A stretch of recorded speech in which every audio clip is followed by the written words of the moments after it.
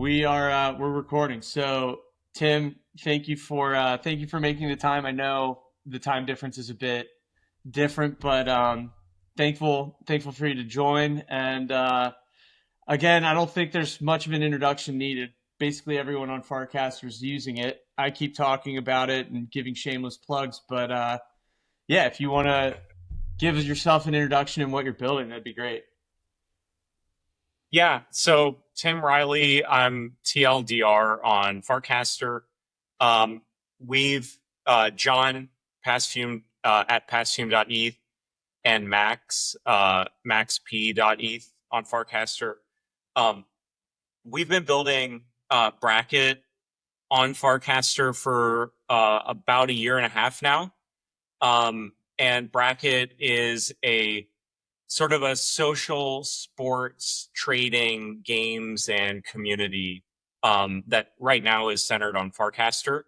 And we also, at the beginning of this year, we released an AI agent, Bracky, who manages his own account on Farcaster and is able to bet against users in an autonomous way from inside of the feed. And so we're actually working on expanding Bracky to into Twitter as well. That's on our near term roadmap. So I didn't even realize that Bracky's trading against the public. That's Yeah. news to me, and I think you know pretty well that I use it very frequently. So that's Mhm. interesting. I didn't even realize that. So I think what would be cool for those that aren't using it or that aren't really familiar with sports betting or sports in general, talking a little bit um, about the process of like how Bracky operates. So just to backtrack, I think it'd be really cool. How did it develop? Because I can't even imagine Bracky without the AI agent. So where was it prior to Bracky being created? Yeah, dude. So let me. I mean, they're both they're both great questions. Do you think we should? Would it be good to begin with sort of explaining how the AI is working now, or do you want to kind of go back to the original thing, which kind of still exists? Like they dovetail together. Okay, Um, I I could tell probably you the like what we. latter. Okay. Okay. Cool. Cool. So last year we launched bracket.game. Um, and this is you can just imagine like a stock market listing of just like a bunch of teams that are in a tournament and then a bunch of prices of those teams.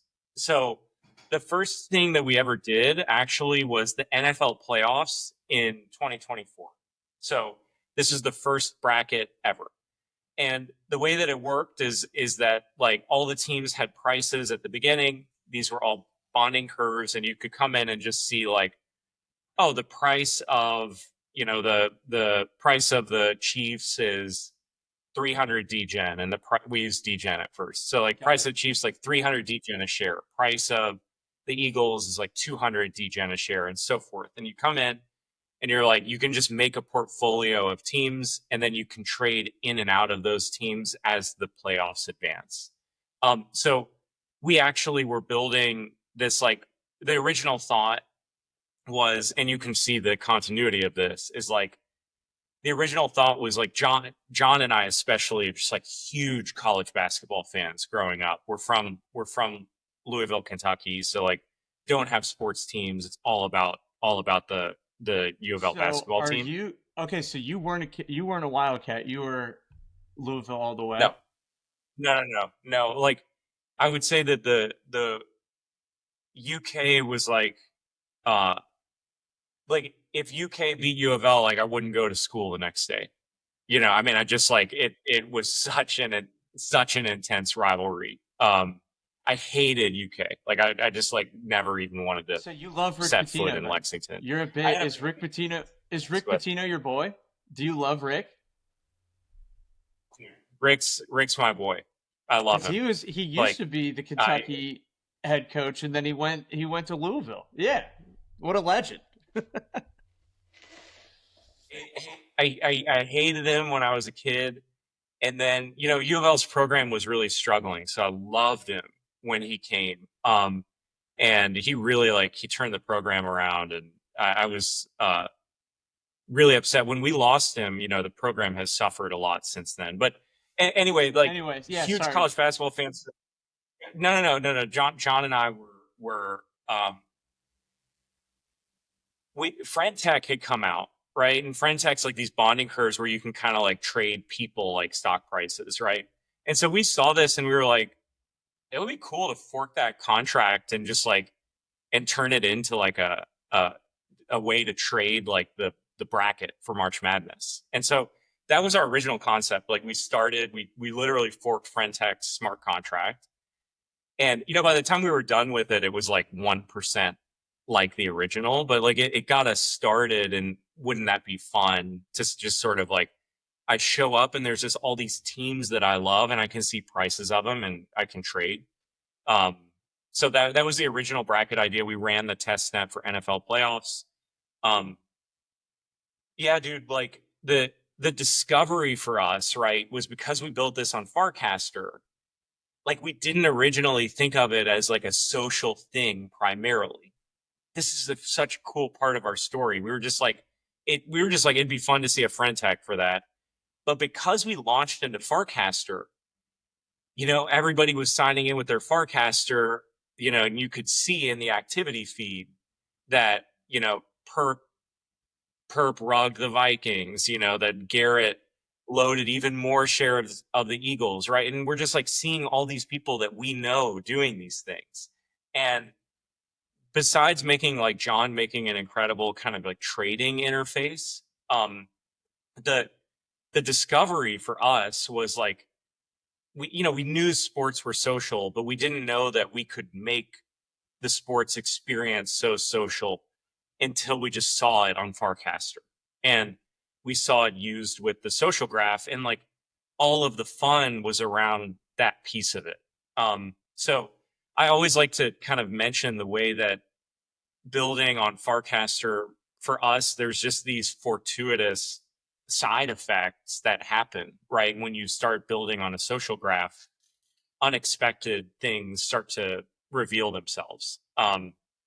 So yeah, then this trading app, we had this trading app, and then we start putting we had like a huge March Madness. Our prize pool, dude, like I wish you were here for this era, man.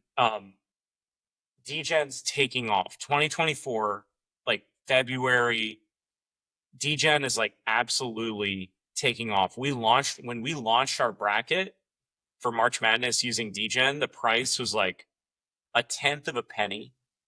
And everything we predicted for our bonding curves and like what would make sense was like around being around that price. It got to like during March Madness, it went from like a tenth of a penny to like 6 cents. My God. So this is like a The 50 payout a is 50 insane. yeah, like a 50x of the currency that we were using. And it was actually really cool because like we were like, it was this like we discovered it was the Farcaster social thing. And again, like the Farcaster thing is like, hey, dude, how cool would it be is like if we use DGen instead of USDC, like people would have fun with that. And so like our prize pool, I can't remember the exact number, but our prize pool for the bracket, it was like 10 times ESPN's prize pool size. It was like $500,000. That's So we just like unbelievable. we throw this thing out there and it just skyrockets with DGen's price, right? And so it's just crazy. Like everybody's having fun. Like we had like 5% fees on each trade. And so we did like $100,000 of revenue on this, But just on just one kind of this tournament, yeah. just on this experiment on Farcaster, like having fun. It was an incredible, like there's so much around, like there's so many stories from this era, like DGen, like, we needed money on our bonding curve to back like the shares that were there. And like we had calculated for it to be a tenth of a penny, right? And now it's like 6 cents. So like, Yasik gave us like this big grant that we could use, like that was in the front. It was just like the community coming together, like so many people helping us, like it was awesome. So that was like kind of our bracket moment, which I think for us was like as much about Farcaster as it was about what we were doing. I didn't even put into thought the fact that you're a startup. I'm assuming bootstrapped at this point because it's experimental. This price skyrockets. You're budgeting for X, and then it turns out to be a significantly different Y. And you're looking at John and Max and saying, "Dude, I don't know how we're going to come up with this money." So Yeah. you're like, I got to go to Yasik and say, "Hey, we kind of didn't anticipate this price action, so throw us a bone, Yeah. basically." You know what I And mean? But dude, Yasik is I so think cool. The community's so he's cool. amazing. Everyone's so, yeah, yeah, yeah, yeah. Oh, He's that's so amazing. And awesome. yeah, like even more than that, like uh there was this thing called the DGen DAO. Like I don't know if you've gotten to know those those uh those people yet, but like I haven't. this was like a DAO that launched, and like they had bought a lot of DGen and like locked in a vault and gave grants and stuff. So this is run like running this is Perp, uh and he's a friend of mine. Like he's a huge Vikings fan. I'm a huge Vikings fan. Like we had fun around this, and also like Kojo was really active in there, and they saw what was happening, and they had loved using the NFL bracket, and they did a community without, dude. I didn't ask anybody, right? Like I like talked to people about what was going on, and I was like, oh shit, like what are we gonna do? And and it was just like they made a proposal like let's grant like 5 million degen to bracket for they're using degen, they're showing that apps can use the currency. And I think that 5 million degen was like it was like $200,000 or something at the time that they did. I mean, it's just like so it was just like this crazy. That for me was, I don't even know if Kojo and Perp are fully aware of this. Like I've thanked them a lot for it, but like that was one of these moments where you just as an entrepreneur, you feel like you're doing everything alone, you and your teammates, right? Like it's just you, and everything's like super hard, and you have all this risk and responsibility, and just like people coming in and just doing something to help out because they love what you're doing, they believe in you. Like that meant so much to us. Like I was just like, this is crazy, incredible. Like how it was helpful, proactive. It was like a game changer for us. So yeah, there was just like so much cool stuff that happened in that era. Yeah, and I mean, just touching on it, I feel like being an entrepreneur, a founder in any case, you feel like you're on an island, and there's so many. I would say, I would argue that the most difficult part about being on that island is your lack of access to capital in so Yeah. many different ways, right? And it's not just a matter of, the old school traditional way. I can't believe I'm calling it old school now, but like, if you have to go raise capital, you have to go to the very few channels that are out there, which are the, YC like accelerators, the Andreessens, applying for grants, but the archaic method, like pre Web3, it's very challenging. And to see something like this where you're not even really asking for it, but the community loves it, they see the opportunity to just help. And I don't know how long it can last, to be frank, because Farcaster I think is such an anomaly of like how special the culture is. And I know you and I talk about it all the time, and it's not this like Totally. disingenuine like feeling. It's very authentic, like when you post on Farcaster and you're saying how amazing it is. It's not it, At least from getting to know you a bit and just being around, the people that are actually talking about it aren't like clickbait. It's not for clickbait and for likes. It's genuinely like, this is such a special place, and stories like that It are a is. testament to how cool, even for me, not to like, go down this rabbit hole here, but like I started 2 months ago, and to be able to sit here talk to That's you, but it's not like an unfamiliar conversation. Like I feel like you're a genuine friend. Like love talking to you, love being a part of like the community, but it's because of people like you where you get this like you get this sense of pride for being a part of something early, but it's also because of how cool of a community that it's becoming. And I still feel early, but you're telling me about stories in 2024, which feel like probably for you a lifetime ago, considering how much bracket has progressed. But It does, man. And you would have loved this era too. I mean, yeah, it's I um y- you're just such a, yeah, I mean, we just like became, I can't believe that you've only been here for a couple of months because it just like we became friends so quickly and you're so active in our community. But like to your point about capital, um I think that it's there is a I think Dan really sets in Farcaster what feels like an early YC vibe where Paul Graham, like early on, like I think it was crazy. It was like $25,000 checks for like 7% of the, there was just like an insane, like you didn't get a lot of capital early on. It's like get to ramen profitability.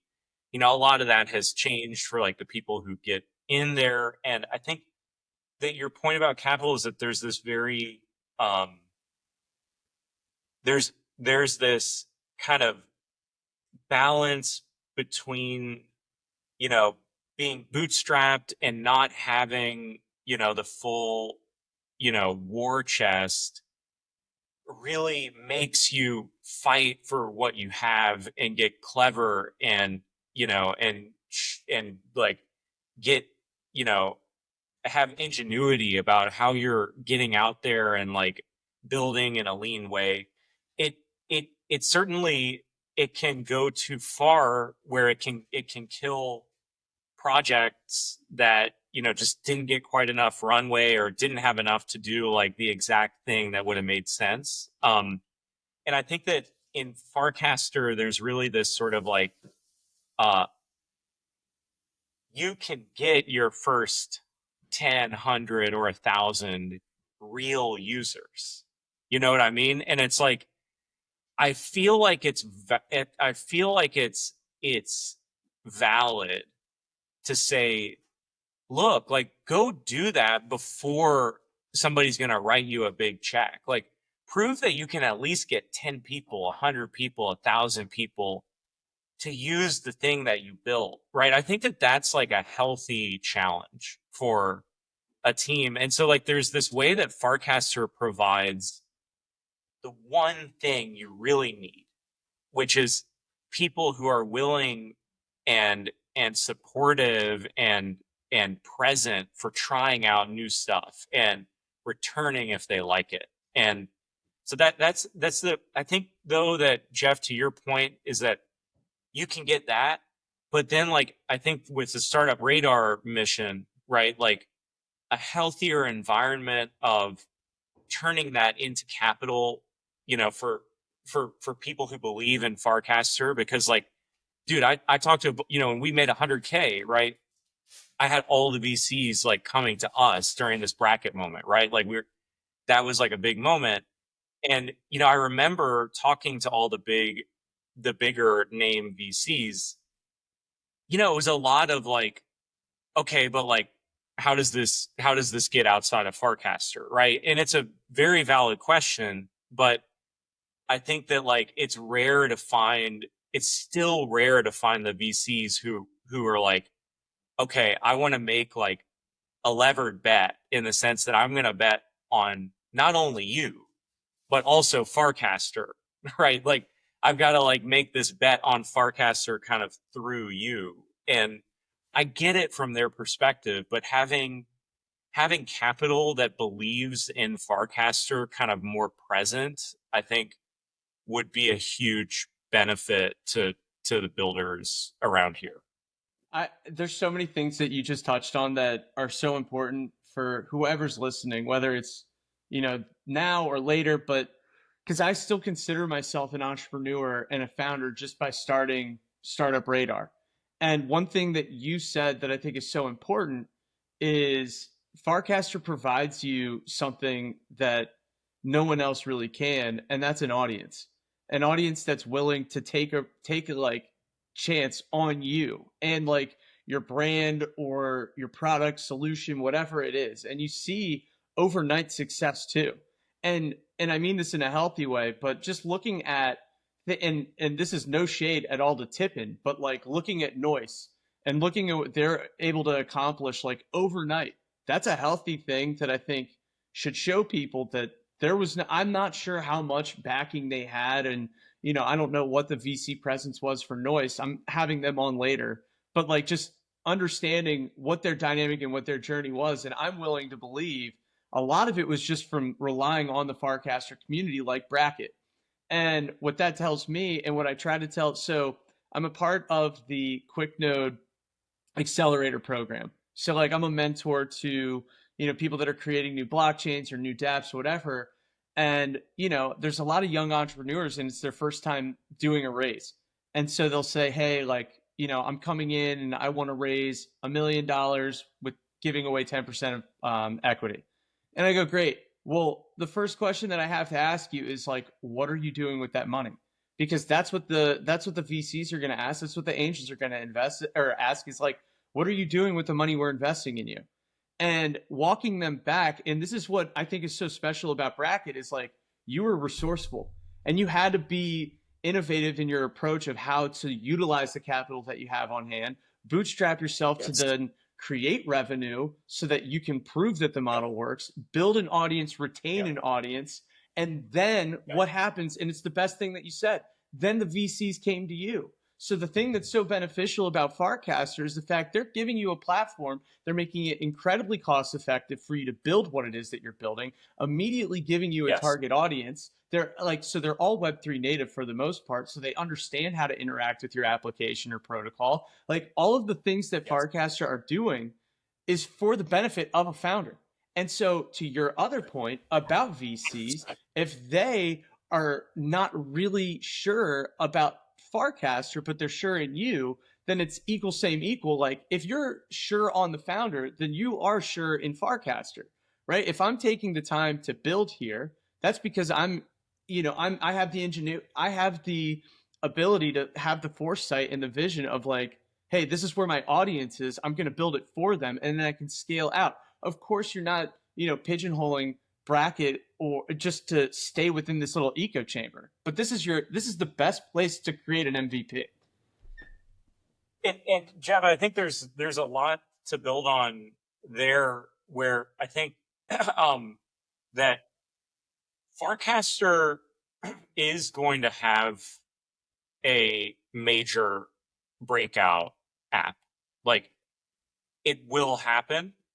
We could argue that like it's like kind of happening with Banker, it's kind of happening with Clanker, right? Like um uh but I think like breakout in the sense of like at least everybody in crypto Twitter knows about that thing, and like ideally beyond that, right? Like it goes out into a wider audience. And I think that the the thing that has made that much more likely within the last year, like even if I think of where we were in early bracket, is server wallet. The server wallet infrastructure, which essentially, just to describe it to people who might not be familiar, it's just like the ability to spin up a wallet for a user before they've even come to your site. You can spin up a wallet on their behalf. So like I'll give you an example. For Bracky, who you can bet sports with in feed, when Bracky's on Farcaster and when he's on Twitter, we can spin up the wallet that has Bracky funding in it that user can use to make sports predictions in the feed. They can book the bets.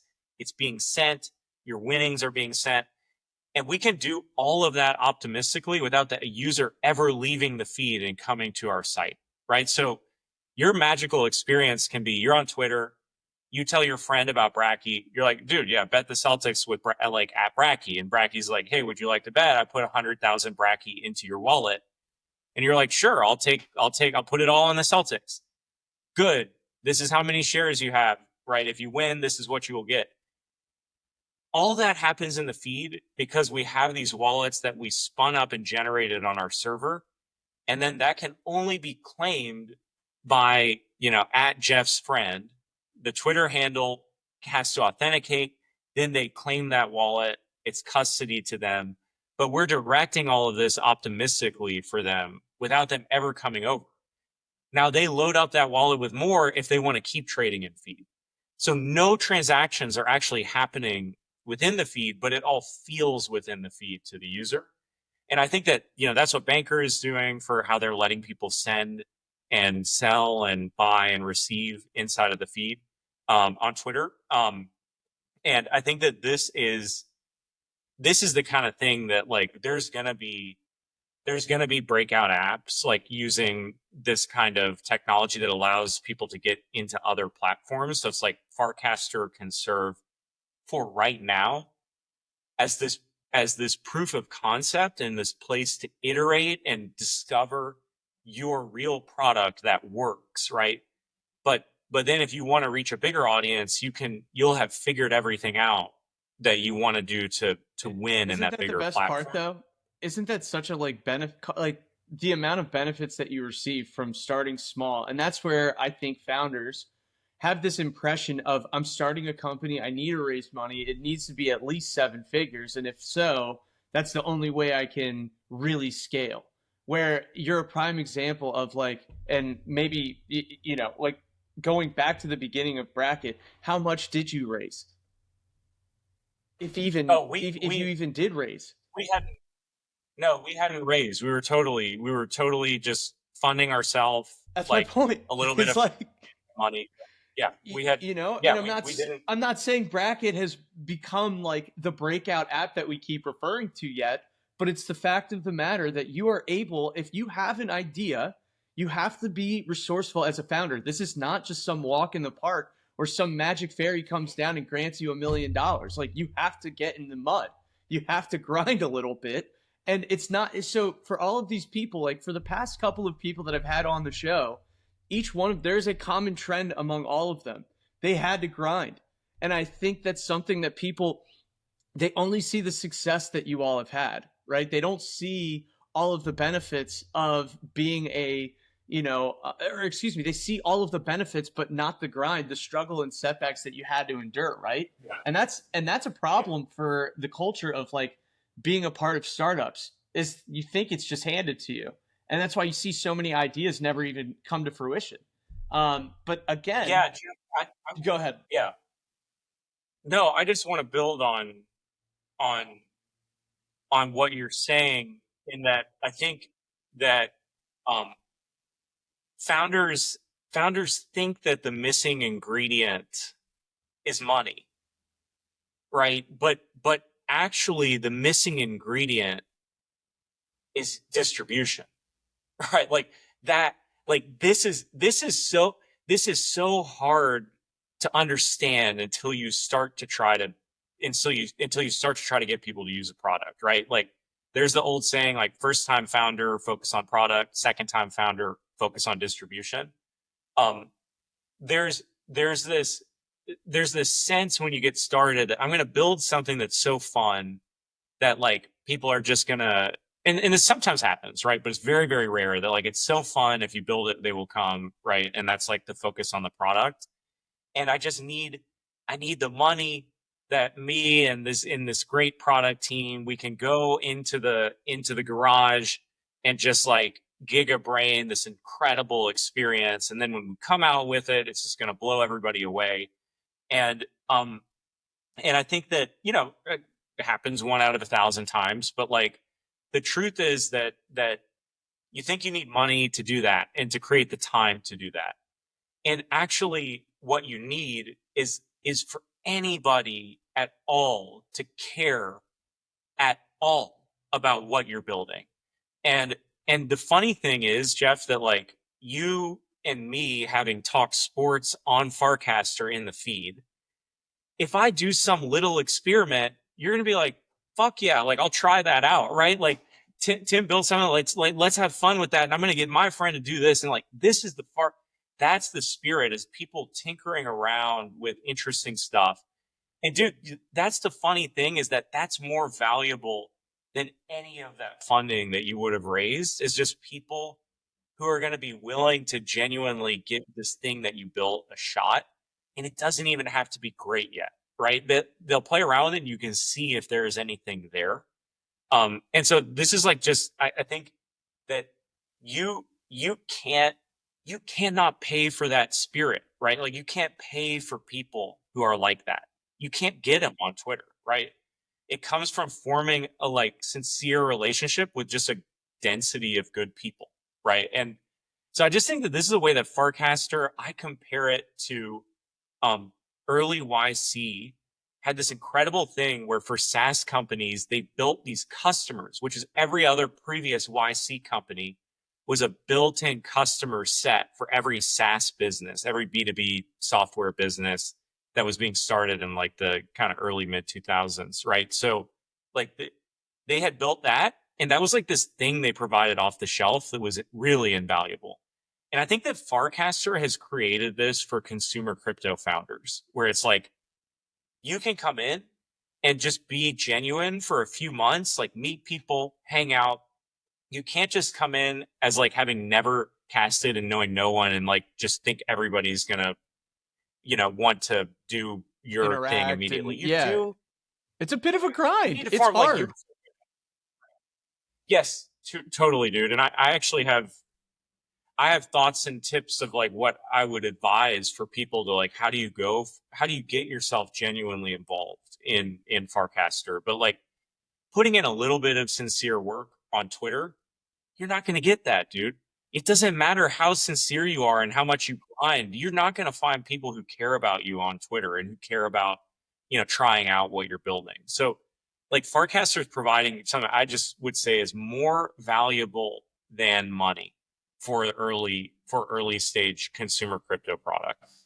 A couple of things that you talked about that I want to touch on as well is the fact that like when you were referring to going in the garage, gigabraining a project, turning it out to be this amazing, product or service or whatever, I think there's one missing thing that Farcaster offers. It's offering you the ability to innovate.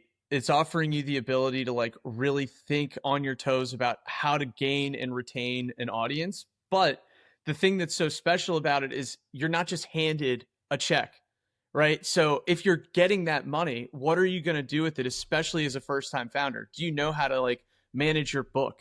Do you know how to like keep the run rate so that you can keep the lights on? Like there are so many things that I think are like the rite of passage for being a founder. And this is coming from someone that has never even successfully launched a company. This is just observation really from the side, is seeing like what's the missing ingredient among founders that like are successful and are not.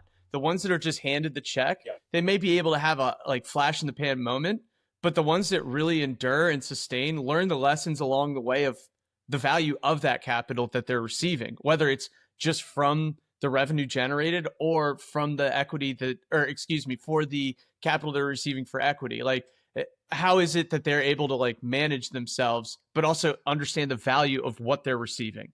So I think Farcaster is giving you this platform where you are building, but you have to be resourceful. You're getting, if you have a good product and you have a good service, they will come. To your point, like build it, they will come. But it's making you work for it simultaneously, which I think is also very special. Even from like the ground level of building an audience, building like your name within Farcaster, it is not easy. One of the things that I keep being combative, not combative, but like debating with Ted, is one of her challenges right now is like, how do I bring people to Farcaster, but then also how do they get to build their audience? Because if you look at products like TikTok, you can get an audience very quickly there. Okay, I understand that. But, I got flack for it. I commented under one of her posts and I was like, this is a good thing. In my opinion, it should be difficult. And then everyone immediately under is like, oh, well, it helps when you get a shout out from Ted right away, doesn't it? And then I'm like, okay, but you also don't see the fact that I leveraged that, right? Like Ted gave me a shout out. And I think after the first couple of days, I got like 200 followers, right? But I leveraged it where they don't see the amount of hours that I'm spending on Farcaster. I think it's like disgusting, and I'm afraid to admit that like I'm spending, you know, like 8 to 10 hours on Farcaster. Like that's awful, like, but that's also what it takes to like, and I'm not Yeah. even saying that I've made it. But my point is like you have to take these steps. Like my podcast, I hope I get 5 viewers on this. You know what I mean? But you got to start somewhere, and you can't look at like the metrics. I hate getting into the data, especially starting out, because if you get into your head psychologically, like, oh, I only have like 1 viewer this episode, it's like, all right, well, then you're defeated because it's not the point. The point is to build something that you believe in, and then other people will become attracted to it, similar to what Bracket was at one point. And I'm ADD, I get looped around, but one thing I want to get back to is the journey of Bracket. We got sidetracked here, but I want to talk about like the the development of like making a market, showcasing that to your audience, but then how Bracky, the agent, was able to take that responsibility over. How did you guys craft that? Yes. So we ran brackets like the one I was describing, kind of trading markets on live sports events. So we went like right from March Madness, like as we've talked about, like right into the Masters, right into the NBA playoffs. Like it was just kind of hitting every event. Um, and and in that process, like what we learned was that people who were using Bracket were having a great time. But when we would have them bring their friends into that product, the onboarding process, somehow it was like this thing that was hard to learn. Even though I described it, it's like it's difficult to describe, but like when you watch the onboarding, like no matter how many modals we made, etc., it was having trouble growing word of mouth. Like our retention was fantastic, but the growth into it was difficult. And so we were thinking like, we know we have something fun around kind of social sports trading. And with the agent, I was watching, sort of what was going on with like Truth Terminal and AI XBT and in Farcaster Clanker, and there was an AI agent called Ethernet by Martin, which was all these experiments on AI like LLMs agents that were running kind of semi-autonomously running public accounts. And I think we got excited about how can this be a way for us to meet users where they are, right? They're hanging out in the feed, right? So instead of having to like drive new users to our app and our site, like if we can just meet users right where they are, right? And then give them like a fun experience of just taking an action that is social sports betting, right? Take that action just immediately where they are. And so we would be solving this problem of how do we get people into social sports betting experiences with, by by meeting them where they're at and taking them from a 0 to 1 experience as smoothly and like at scale as possible. And so really, there's that the first time product, second time distribution sort of phrase about founders. I think for us, it was like, um, it was the even within a startup, you can get more and more focused on distribution. And so for us, the AI agent, it was seeing how fun a lot of these experiments were that we were playing with, especially in Farcaster. Um, and then seeing like, hey, this could be a really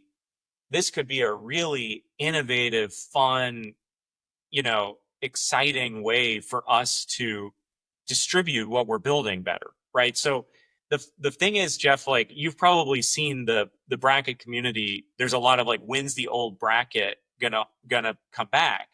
And for us, it's like we're spinning up, Bracky spins up a prediction market for every bet he makes against you.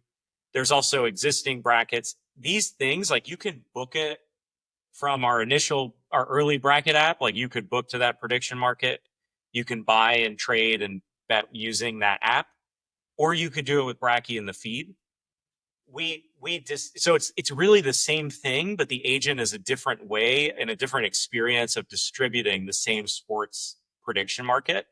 But like eventually, like what we will do is have the integrated system where like you could go in and trade just like on Bracket and have this easy experience of doing it from a site or an app, mini app on Farcaster or website if you're doing it from somewhere else. Or you could be doing the agent. Like our theory is that people's first experience is probably going to be with the agent because you're seeing other people do it. You can discover it that way. You can go from 0 to 1. But then you discover, oh, like there's this place where if I want to like be really efficient and, you know, fast and make sure it's happening and I don't want to do it in public, I can go do it in this other space. So all this stuff, kind of like the original Bracket and Bracky blend together. We've in order to focus on that distribution product, we're challenging ourselves to not lean on the previous Bracket product while we figure out the Bracky experience. So this is another one of those things of making yourself kind of earn it and constraining yourself is like, we believe that Bracky experience already is a lot of fun and we're only 1% or 10% of the way of like where we can be. And so we're just totally focused on making that amazing. And then after that's amazing, we're going to re-enable like the Bracket trading app that we had. Yeah. No, that makes sense. And the reason why I was really asking is because prior to, I didn't get to experience it without Bracky. So I was curious as to like who was making the markets. Like, did you already have some AI feature on the back end that was allowing you to trade against the bettors? Like, because I was just like, is John or like Max or Tim just sitting there like every time a trade comes in, they have to place in manually like the opposite side of that trade. So yeah, that's where I was like, how are you guys doing that? So yeah, so Bracky Bracky is actually booking all the trades now. And a change for us, Jeff, is that we used to have a bonding curve set up. Like that's the Friendtech version. And actually, like because of the election in November and just like the direction that things are taking, just from a regulatory perspective, like we got comfortable and excited about prediction markets. So we actually starting in November, like not only went to AI, right? We made some like big changes. Like we not only pivoted like to building an AI agent, at the same time, we also redid our backend into prediction markets rather than bonding curves. And the distinction there is that in a prediction market, it's really about like the prices and liquidity is emerging from just the community's actual appetite, you know, the supply and demand of what people in the community want. So the Bracky betting against you is that Bracky's allowed. We're focused on the big markets right now, but like our first version that we played with was Bracky can create his own prediction market. So you can come to Bracky and say, yo, Bracky, I want to bet on the Celtics, you know, winning game 5. And or let's do a better example. I want to bet on the Wolves winning game 5. Right? So Bracky can, you know, me and you, this is the one that applies to us. So like Bracky, I can do that in feed, and Bracky can say, okay, here's the odds I'll give you. And here's the fun thing, dude. You haven't even seen this because this experiment happened like right before you came. What? Yeah. Yes. So the fun thing is that Bracky can then negotiate with you about the odds that he'll give you. That starts the prediction market. And then anybody else can come in and participate in that after it's up. So like you can actually bet against Bracky and negotiate. So you can say like, oh, this doesn't make sense to me. Will you do this? And he can say yes and no. We don't even know what he would do. So That even spins up an so, initial prediction. so Yeah. even okay, we're talking about game 5, which is more macro. Could I say to Bracky, hey, Josh Hart in the Knicks and Pacers series right now is going to score over 12 points in this next game? It'll create a market for that. Yes. That is Yes. so. And one thing I want to Yes. point out too that I think is really awesome that you guys have decided is going the prediction markets route, because as a start, like one thing that I was thinking about, especially early on from using it, is like, how the heck are they getting away with being essentially like a casino, right? Because if you were to become a sports betting app like a FanDuel or DraftKings, you have to get so many different licenses to be able to practice whatever you're doing within the United States, especially. And that license costs millions and millions and millions of dollars. So, like, to break into that space is damn near impossible. So, on a Yep. regulatory stance, like, are you guys paying attention to? I'm sure that's at the top of mind, is making sure that nothing's changing on the hill of like affecting prediction markets. Percent. I mean, it's a it for us. Prediction markets are a regulatory bet of a direction that so the new CFTC commissioner, Brian Quintence, was basically on the he was an advisor at Kalshi, on the record of like prediction market event contracts, particularly in sports, not being equivalent to gambling, right? So like the news, like this is basically where that regulation is happening. The new CFTC commissioner just seems super friendly to it. Like I think there's a lot to that argument. There are no laws on the books. There's just guidance of what's happening right now. So like all this stuff is shaking out. The way that we think about it, Jeff, is that the beauty of this is that early on we thought that like the previous administration in the U.S. was like had shown itself to be very adversarial to this type of primitive, the prediction market primitive. So we stayed away from it. We went down the bonding curve route and had like lots of ways that we figured out for that to work.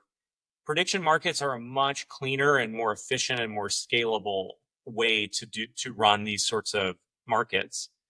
And as soon as like we started to get like who's going to be appointed where, it was like, oh wow, like this looks like something that in the US, like the agencies think of this as something that's worth experimenting with, and they want to be supportive or at least not attack people who are using that. So that hugely affected our kind of macro bet. Um, the way we think about it in the longer run is that all of this stuff's undecided, but the way we think about it is like if it gets to the point where we are a relevant concern for any of these agencies, we've gotten to the point where a lot of people love what we're doing, and we've gotten to the point where we can probably go get any licenses that we want through that like more arduous and expensive process. So it's like it's again about like being able to play in this space and have the have the sort of blue sky to navigate and discover. And then we've proven to people who need to fund that kind of transition for us that hey, this is something that a lot of people love. It's worth it for us to go through all of that, all of those hoops.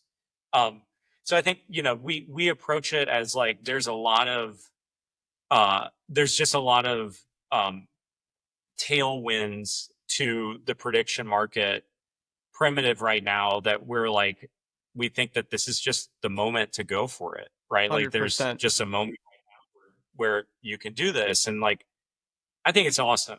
Like we've loved the transition. Was difficult because total restructure of our back end, but um it's just a really efficient way to run this stuff. And I think one of the things in side conversations that we've had, just talking about the vision in the long term for Bracket, um, I mentioned, I think one of our first conversations was like, yeah, because FanDuel, like, and you're like, I don't even want that audience, which I thought was really interesting. Is you're like, I don't want the big money from Vegas. I don't want the handicappers to come into this because of the things that we were discussing. One, like, it takes away the joy of it. If there's really sharp money, you kind of just, it just takes the fun of like the PvP aspect. Like the social element of Bracky is so fun, just being in the chats or on feeds, talking shit to Garrett or talking, and just being like, no. But if you add that element, it takes a lot of it away. And I think what's really cool is someone that has sports bet in the past and still from time to time will get on FanDuel. But, when you're going in and you see the odds that are already made for that game, it's not as fun, right? But if you know that it is completely weighted on the community that you're participating with, it makes it so much more fun. So, like, for example, the first round of the playoffs for the NBA playoffs, when we were both like, I think that's where we really bonded over the Timberwolves, is we were like, dude, LeBron does not have it. Luka, there's nothing there. But everyone in the community was like, we love Luka, we love LeBron, but we're the outliers where we're like, no, we really like the Timberwolves. So like that beginning where I think they may have been trading at like 190, and then the Lakers are floating around like 897 like shares or like per bracky. I think then you see the shift over time. Another element that I love about this is the time horizon. So if I'm placing a bet on the Timberwolves, right, like it only lasts for the duration of that game or that half or that quarter. But with this, you have a longer time horizon. So like right now, the Wolves aren't doing so well. The OKC, it feels like they have their number a bit. I hate to admit that. I think it's going to go to 7. Yeah. But my point is, though, is like, I am willing to let my shares sit in there for the duration. And then at the very end, I don't feel like the biggest loser of walking out with a 0. I can pull it out in the fourth quarter of game 7 if I feel like it's not going to happen. So there's really friendly things that people that want to participate in like the betting element of being a part of like sports cult, like it makes the game so much more exciting when you have some skin in the game. But the fact is it's not as like, it's not as dangerous, and it's not as like, not dangerous. I don't want to go that high. Like it's not, I don't want to be too high. Yeah. But there is this element of like, oh man, I really feel like a loser right now. The game's done, and it'll deter you from ever betting again. But I think with what Bracket has done is it's creating this environment of like, okay, I'm not losing all of my money compared to like what you would do if you were in Vegas or on a sports book. There's just so many different things that make it a socially friendly. It's not about the money.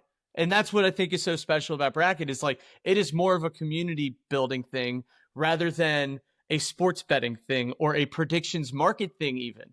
I think that you guys have crushed, you guys have killed it when it comes to building the community around something that you've built. Yep. I think you're making something that's sort of at the heart of how we think of things, which is that like, sports fundamentally are about having these fun, transcendent moments that we know everyone else is watching, right? Like, I mean, that's why we all love this stuff. If we were on a desert island watching these games and we would never be able to talk to anybody else about it, it wouldn't have the charge that it has. It wouldn't be like must-see events that we're all sharing together. And I think that the it's how can we use the social betting as a way to like charge up people's participation and interest in that. And so just to give you an example, like when Bracky launched on March Madness, because he was everywhere in the feed, and this is something I want to mention about distribution, because Bracky's a public agent and you have to go through the feed right now to make these wagers. Every single post is an advertisement. Yes. Every single post is an advertisement, right? So my friend did this, now I can do that. Now we got so many people who, think about this, people people who are who have never watched college basketball, the odds of them ever just saying like, "Oh, March Madness, I'm going to go download FanDuel and make a bet," 0%, 0% chance they will ever go do that. Especially with this audience too, especially. Yeah, totally. So 0% chance, but we had so many people, right? I bookmarked a bunch of these because I was so happy to see it. It's like taking pictures of like watching the game, and it's like, I've never watched college basketball before.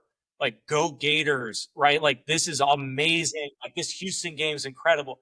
Like, I'm watching people who've like a net new fan of a sport because they could get in so easily, and it was just fun to have your friends doing this, and like some of your other friends were doing that. You can talk about it. You can see what everybody's doing. That's the real thing, right? Because I think all these the gambling, the hardcore lovers of gambling, it's great, but I think all the apps are kind of like spending an insane amount of customer acquisition funds to go grab the same pool of users, right? They're basically spending money to get existing users to come from one app to another. The real thing, dude, is can we make a net new user and a net new experience for people who never would have done that, right? And that's like that's where like meeting them where they are, making it social, dude, making it so that we give people Bracky. Like we have 30% of the Bracky token supply for the purpose of making these markets, providing liquidity for these markets in an efficient way. And number two, for just giving everybody these starter amounts that they can play around with. That's how I got and they can just have this, right? That's no right. risk, have fun using it. And you know what's so cool? Sorry, go ahead. I keep cutting you off. Go ahead. Yeah. No. Just that this piece of how can this whole thing be positive sum, right? Instead of zero sum, like, and like whatever can go wrong about, and I'm not against it. I think like have fun with it. Like, it's incredible. We were talking about like your dad, like, like the just like just growing up around like the hardcore versions of this and like running auctions, and like I'm an intense fantasy player.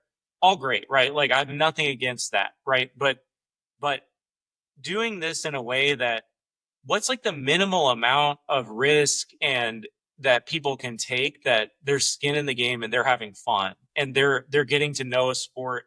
They're watching the game and they're into like, the final plays, and they're screaming at the television and they're mentioning their friends. That's the thing, is like, how can we get to that, for as many new people as possible? And so I think this is the thing, Tim, that I think is so special, and I keep reiterating it, is like, as someone that has grown up around sports betting, that understands that culture, it's a true, like, it is a degen culture, like, to the fullest. Like, before Web3, like, that's a whole other level of degen. Prior to that, I would argue that sports betting and trading on leverage or trading on margin are like the two most massive degen things that you could do prior to this like Web3 world. And I think what Bracket has done so well is they've given a taste of what that environment is like in like having skin in the game, but it's not in a degree that's going to like destroy you, right? I mean, it's up to you. Like, you could go put in a ton of but I don't think you're creating this environment of like true, like massive degeneracy. What you're doing is you're taking the skin in the game element. It's even more exciting to watch a game, but you've built a community around watching that game that is allowing people to feel like even more passionate about it. And another thing, talking about net new users, is the amount of people like, because, I spam my feed of just like, Bracky, how am I doing? Because that's the only way that I know, like, that I can really trade right now. So when I'm doing that, my audience is like, I get self-conscious. I'm like, they're either thinking I'm a true degenerate from like participating in this, or I'm spamming them, right? But I'm not, but this is where it's clever of how you've designed the agent. But the response has been from people that are like non-Westerns that would, to your point, never see college basketball or have even heard of it. They're going, oh, because like Jeff XYZ is using Bracky, I'm now interested. Let me take a look. And I'm sure I'm not the only one. Like, there are many people that are doing it. So that advertisement feature that you guys have kind of incorporated with the agent, I think is so smart. But again, I cannot stress enough the thing that is so awesome about Bracket is the fact that you're taking the element of sports betting and applying it somewhere in a very like the most healthy manner I think you could, and then making it about community. Because it's not like, dude, Yes. I'm putting in like 2 million bracky is like a lot for me. You know, like I don't want to go anywhere beyond that in a single event because it's like then I'm sweating it. Why would I want to sweat like 20 million bracky on like one series? Like that just doesn't. I want to have fun, right? Like I don't want to be like, oh man, I lost $500 on that series. Like that's not. But that's the thing. That's not the environment that you've created. Everyone has their different risk appetite. I'm sure DGen Chad is like, if he's listening to this, would be like, dude, that freaking, like, you know what I mean? Like that Jeff kid, are you kidding? Like, throw some skin in there, put some meat on that bone. But like the point being is like, you're not creating this like high, you know, like if you go on DraftKings or if you go on FanDuel, I'd argue, I mean, it's pretty predatory. It's like, oh, here's like a free bet to go leverage this parlay, which then ends up making you put like 70 to like, you know, I'm talking about my units, but like 70 to $100 on something that you never even thought you were going to put it on. Whereas this is very much like, here are your here are your markets. This is what you can choose. Best of luck for the 7-game series. Good luck. You know, and I think that element make it understated in what you guys have created, which I'm really a fan of, you know, because more often than not, if you're betting against the house is usually going to win. Yes. And Jeff, I think that's the thing that the funny thing is that like, just to circle back to like, I didn't want to go to school when UK beat U of L, right? Like I'm in 5th grade and I'm just like, like, Dad, like I can't go in today, right? Like because I was talking so much shit to UK fans and like who knows, like half UK, half U of L, and it's just like I say this to say that like the ultimate skin in the game is really when it's like you put your reputation behind whatever thing you do, right? And I think that like the funny thing is that when you're tapping into like the public social element, and with Bracky, like, dude, we have not even scratched the surface of Bracky's ability to kind of loop in, like, oh, like, you know, you just bet on this. Like, I see that your friend that you interact with a lot is the opposite, right? And then you guys go back and forth, like And it's all challenges, on the rivalry. public forum. It's not private data that they're like pulling. It's all already out there. So doing things, and I'm sorry to cut you off, but like, hey, for us, like obviously we're Team Timberwolves. So being able to like Bracky to like post and say, here's Tim, here's Jeff, here's everybody supporting here, here's Garrett, here's everyone with dude, like that element, you haven't even done it yet. But yeah, that is so cool. It's exactly. So like the point with that is that, you know, it once it becomes social, it's like the really fun thing. Like think about it, like the small bets with your friends that your other friends know about, and they laugh at the person who's wrong and like they give credit to the person who's right. That's the real thing, right? So it doesn't even have to be about like taking these risks that people can't afford to make it exciting. I think when this stuff becomes really private, then it can go to this place where you're only having fun if you're like risking something. We're making a lot of money. Yeah. Right. Dude. Where it's like that thing, like people risking more than they can afford is like, it's not the thing that we're excited about. Like what we're excited about is making sports, the fun of sports. It already is fun when you can get tapped into that social element.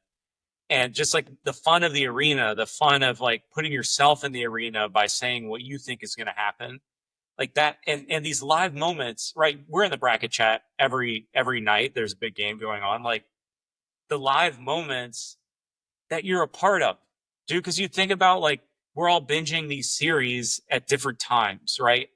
But it's like sports is this thing that you have to be there. You have to be there at the critical moment. It's amazing. It's a shared thing that we can all like be there. And That's so the best. we're just, it's like, we're trying to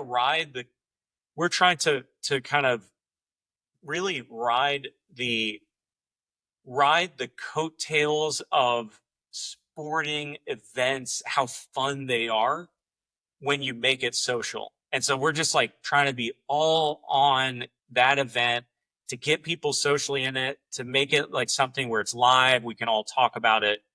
And it's just like that's our real vision of what's fun and exciting. And I think Farcaster, to loop it back, kind of the tie a bow on the beginning, is just like being in a space where this is all of these properties we're trying to build, like make it social, meet people in the feed, right? Like create community. Like these are all just things that are so central to Farcaster's DNA that it kind of like became our DNA of what we're doing with sports. So we're really excited to figure out how to make that even more fun and sticky and incredible and meet people where they are, and then figure out how to bring that spirit, to other platforms and other places.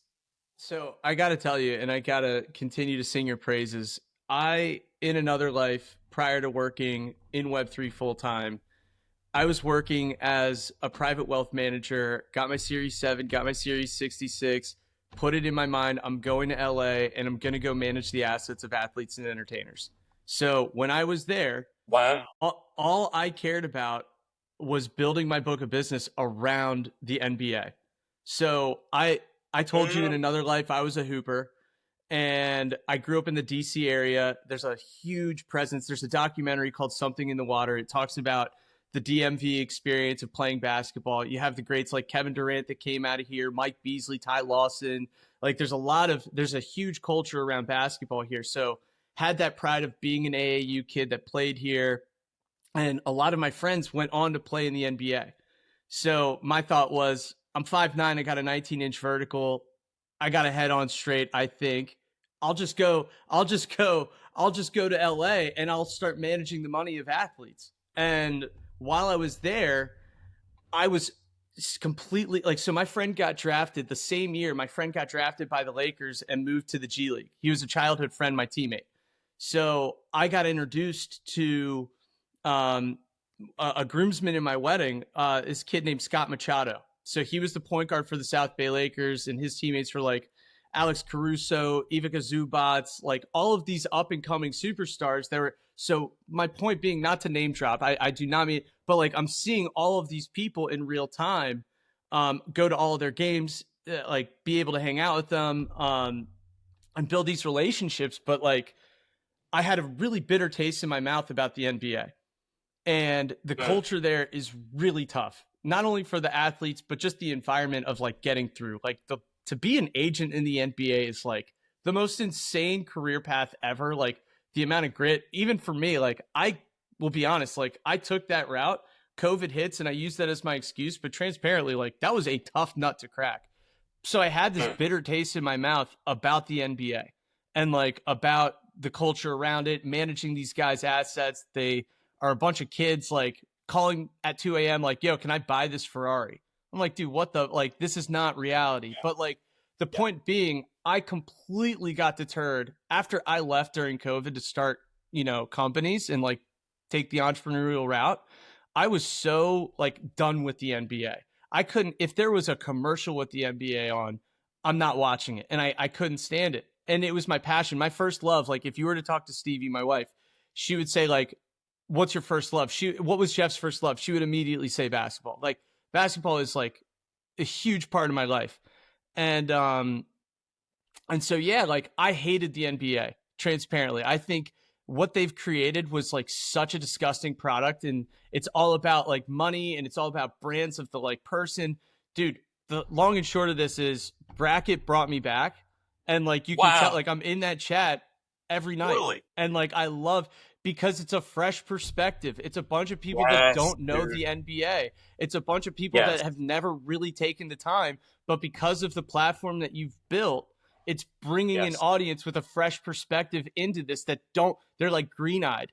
They're green or they're wide-eyed and bushy-tailed, where they're just like, oh my gosh, like how exciting of a game, and that has like brought me back to like loving sports again. So I'm telling you, like being genuine, like what bracket is doing, it's giving a new perspective and a new audience to the game. Whereas like if I'm trying to have conversations with my dad or my brothers that are like true handicappers, they'd be like, dude, I don't even watch the NBA. All I care about is college basketball. All I care about is football, maybe a couple MLB or NHL games. And so like talking to them, they're on a whole other level of understanding sports. They are following every player, every stat, every detail of an individual, and knowing the dynamics of like each team in each league. They breathe the stuff.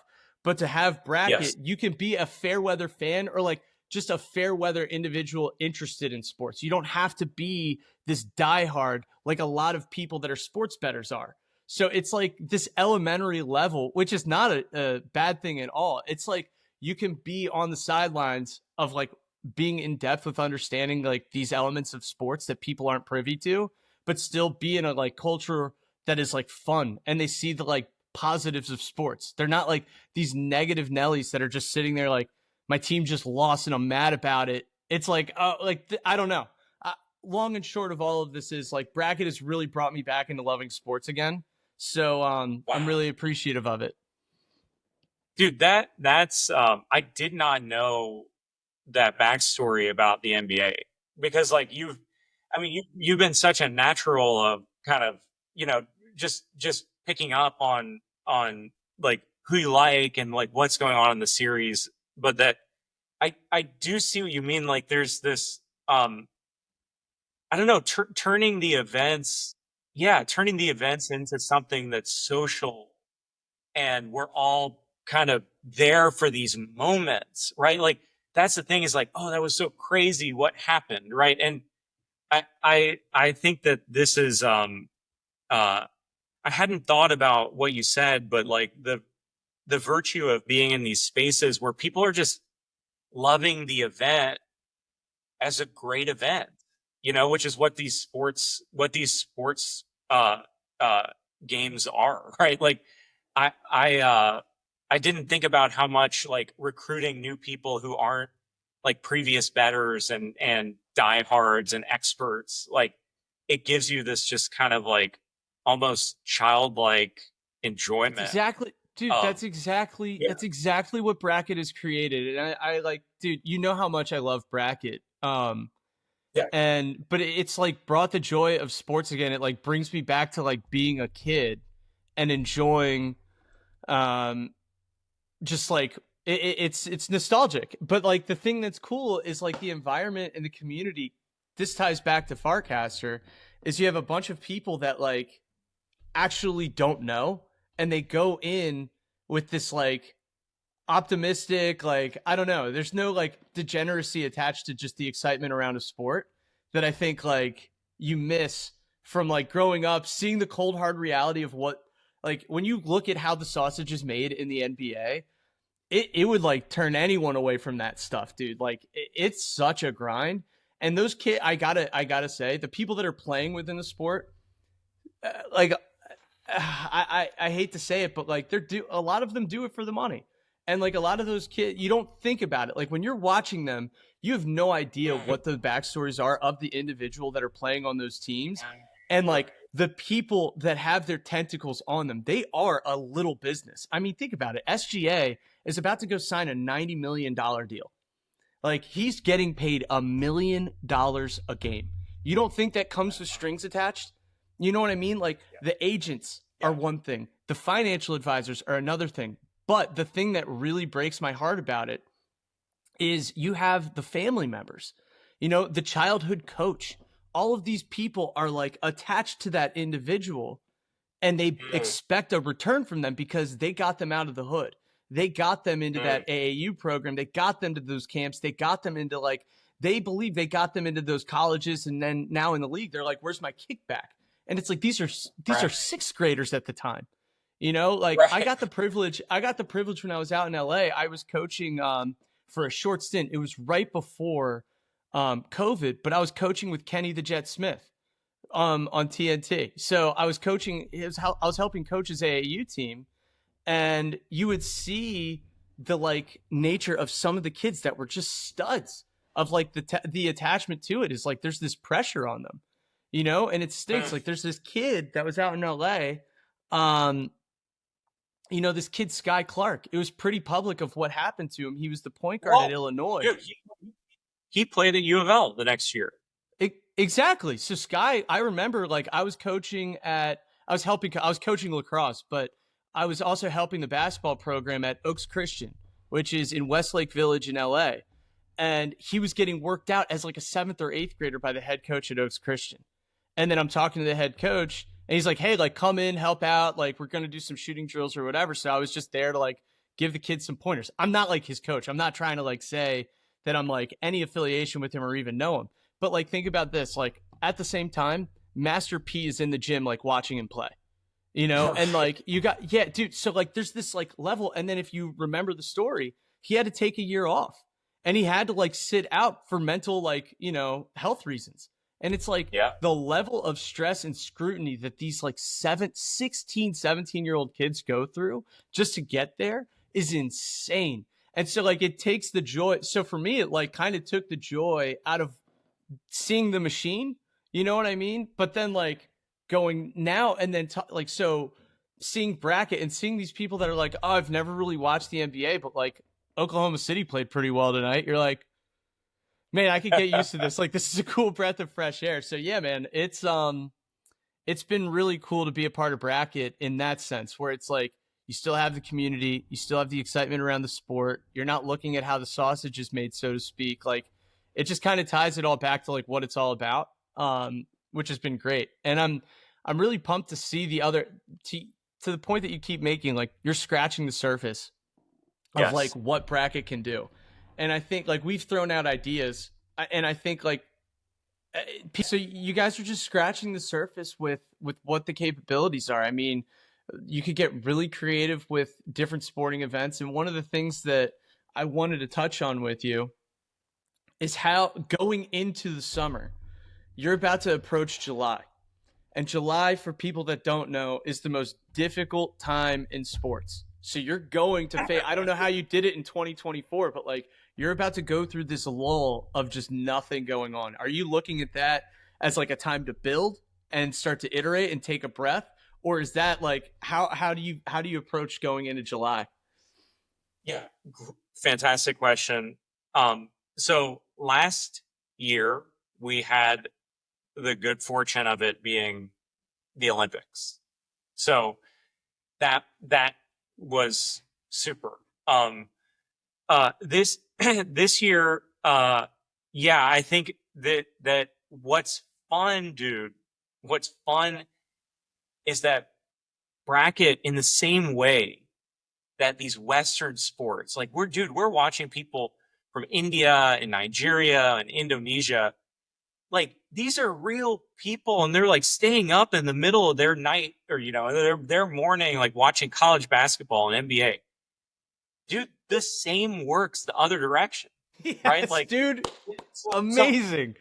like for Cricket. us, it's cricket, soccer, F1, right? Like there's like all these amazing international sports and it's like let's have some fun with like non-traditional sports that's still like at a super high level of quality. So like for us, and there are those communities who really want that for themselves, but then we can play around with that. So I think that like, sports worldwide and, cool thing about Bracky that people don't realize is that like you can already book, you can both chat, analyze and book your bets with Bracky in any language right now.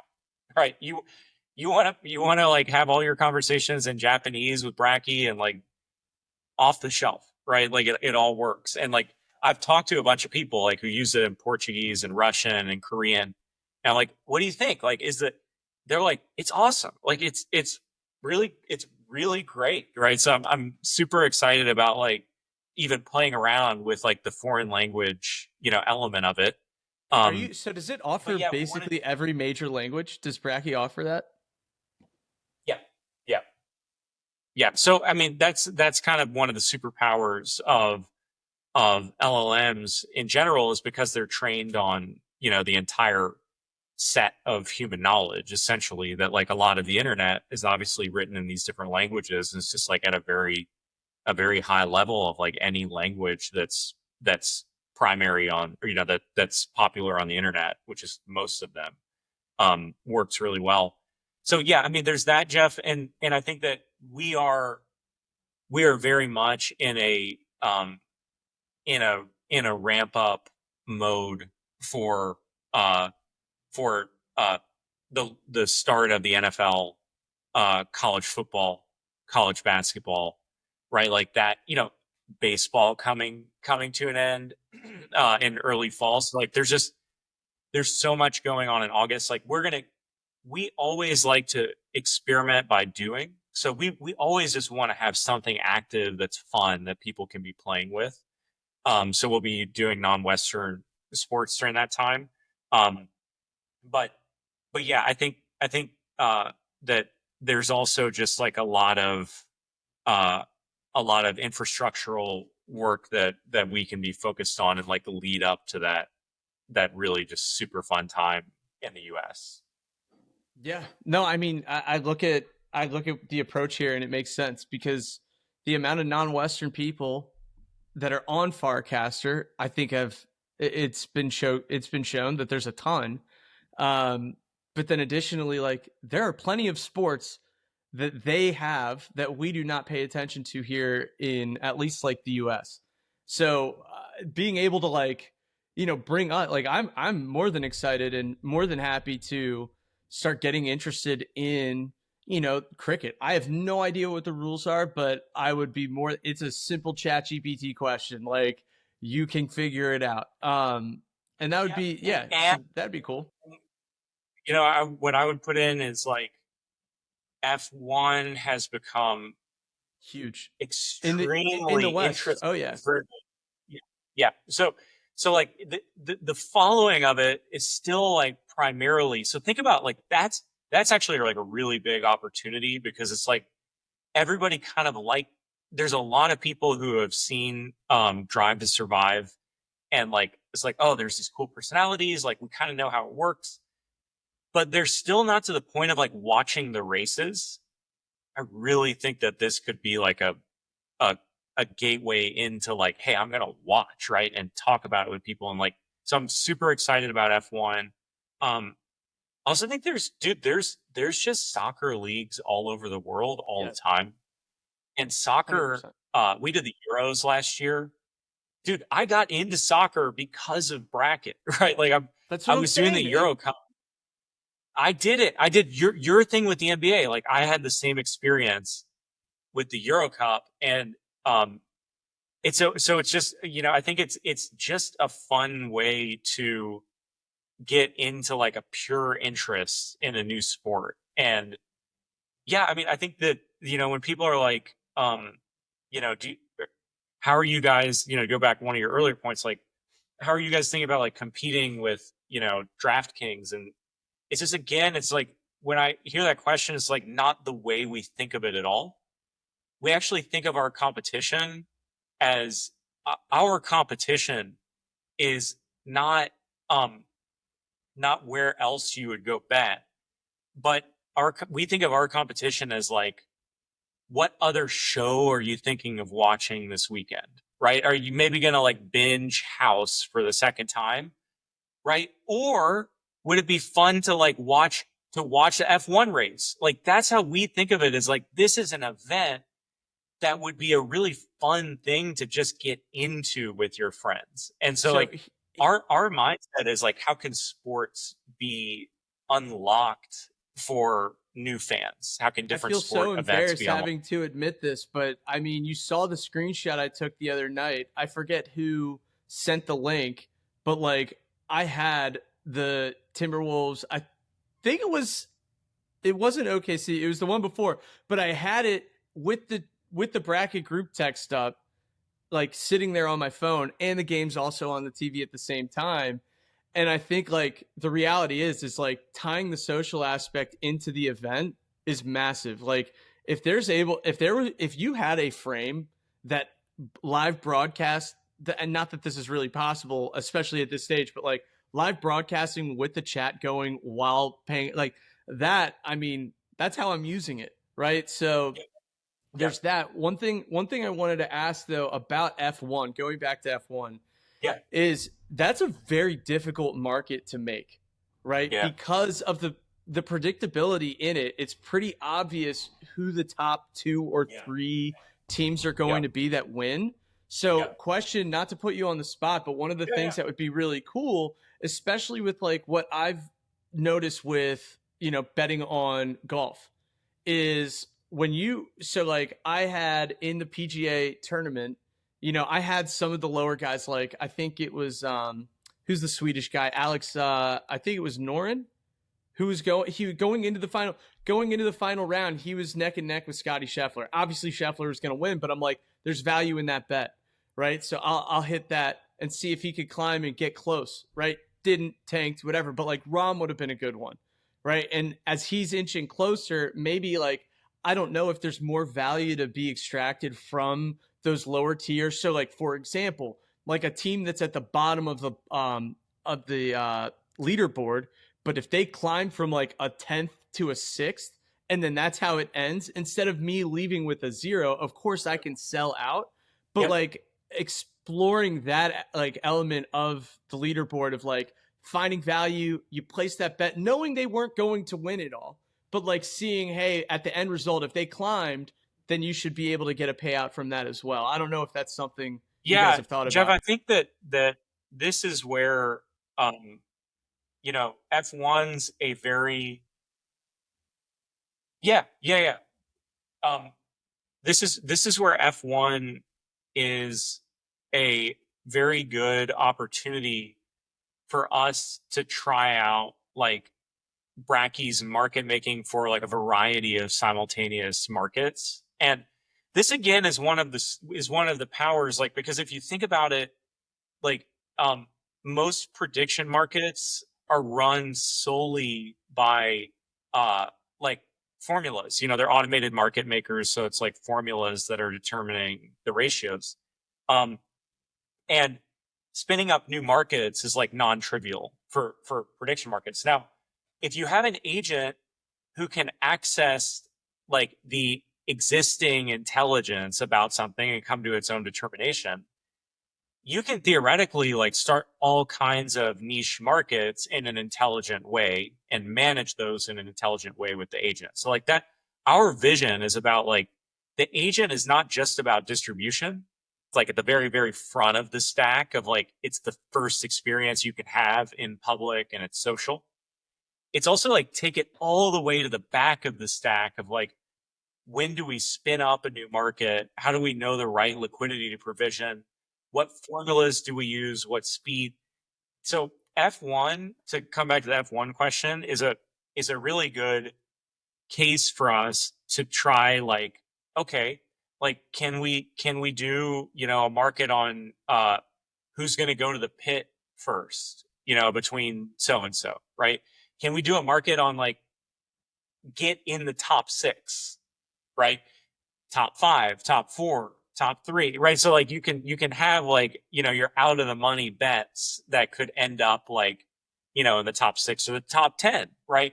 And so I think the variety there, um, and making those markets and making them, sort of efficient to spin up and and to make. Uh, I think that, to your point, F1 is uh, a really good candidate for like playing around with that kind of stuff. Got it. And that makes perfect sense, because it would probably be very difficult if you have a primary market to then have like a payout for the person that was in 10th and then climbed to 6th, right? Like that's pretty complicated. But if I'm an end user and I just say, hey, Bracky, like side bet, I think that Williams is going to climb the ladder and like get to the top 5, Yes. miraculously. Okay, Yes. great. And then they put 2 and 2 together, and then that market's made privately, right? But my question to piggyback on that is, would you be able, if I, the individual, created that market, would other users be able to participate in that as well? Yes. That Yes. is so awesome. That's the explosive thing. And if you think of our strategy for using the Bracky token, is that it's complicated to figure out how to provide the liquidity efficiently for these kinds of niche markets. It hasn't really been done, right? So we have a big fat stack of liquidity to play around with that and to figure that thing out. Like we have runway to figure that problem out by doing all the bets in the native Bracky token. So dude, yes, this is, you just hit on like, where we want to get is bet, like by the time we're in Twitter and like the sort of medium term version of the product is bet against Bracky about anything in sports, and then get your friends to do that, right? Like get your friends in, they could take one side or the other on that bet. It's just out there for everybody to do. And the thing about the against, like you mentioned it earlier, like what does it mean?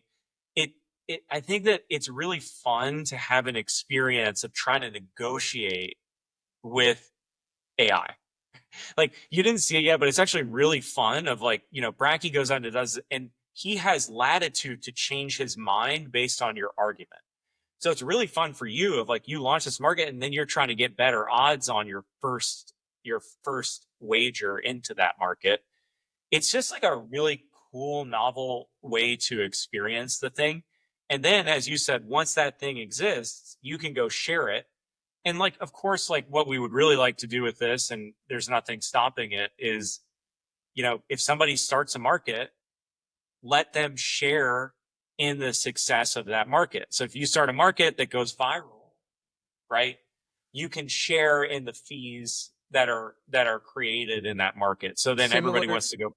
Similar to how Ponder, if you create that, dude, that would be so sharp. If you had the ability, if like, let's say I have these prop bets in mind and I just hit Bracky up all day and say, you should make this one, this one, this one, this one, and this one. And Yes. then one of them catches fire in virality.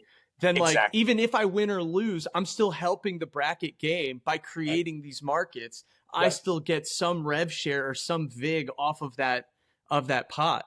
I mean, that is truly decentralizing and building around a community like that. I mean, dude, that. And it's like, how funny can you make it? Right. Like, so, and that's the thing is like, dude, the really cool thing is that it's like Bracky is going to have, it's an autonomous agent. What Bracky creates will literally be like at his discretion. So, I mean, these things, part of the fun of it is going to be like, what can I get Bracky to create? Can I get him to create like how many times will Scott Foster call a foul, on somebody the opposing, like on the underdog right. team. Like it just like you could take like a bet about like a referee, right? Like if it will be up to Bracky to like, can you convince Bracky to make that market? And then somebody can share like, this is hilarious. Like I've got this market going on like Shay, like the foul merchant. Like how many merchant? I love that nickname. So it just like I think there's the experience here is that it having this negotiating experience, bringing people in. Like the other thing I'm really excited about that we haven't done yet is like a preview of a product is like, how when you want to bet with your friend and like you're trying to figure out the terms, loop Bracky into the bet with your friend, right? And Bracky's actually arguing with you guys and he's going to help you make like your odds. Once that's out, that exists and everybody can participate in it. That is so awesome. Think about how many times people that don't sports bet are trying to give themselves odds. Think of this. If you're on the golf course playing with a buddy, yes, and you're trying to figure out, you could still, in this case, use Bracky. It doesn't need to be an event. Yeah. It could literally be, hey, Tim and I are playing golf right now. I'm a 6, he's a 10. Like, what are the right odds for us to be able to like pay each other out in Bracky? And then there, in that case, like think about it. If you are a golfer and you are on the golf course, how like, there's a smart contract involved. The payout just automatically occurs when, the end of the results are there, right? Like it makes it simplifies things like that. 100%. That's the beer pong, like that.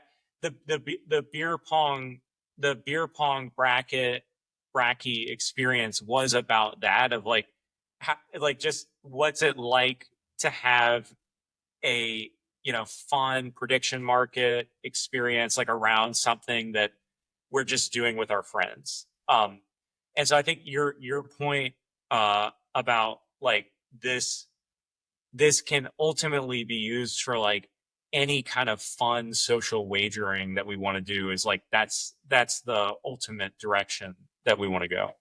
And one thing that I want to point out too that just came to mind, Tim, is the fact that we have hardly talked in like the hour and a half that we've been going. How much have we really talked about blockchain or Web3? You know what I mean? And I think that's so special because it's an indicator for me at least, is like this is nothing. Of course, it's powered and it's Yep. supported by the Yep. technology, but it Yep. is not at the forefront of the conversation. This is a product that is going to be offered, and it fits the mold because it's not reliant on like the marketing aspect or talking about Web3. It's no, this is a community platform that is bringing sports to community in an innovative way.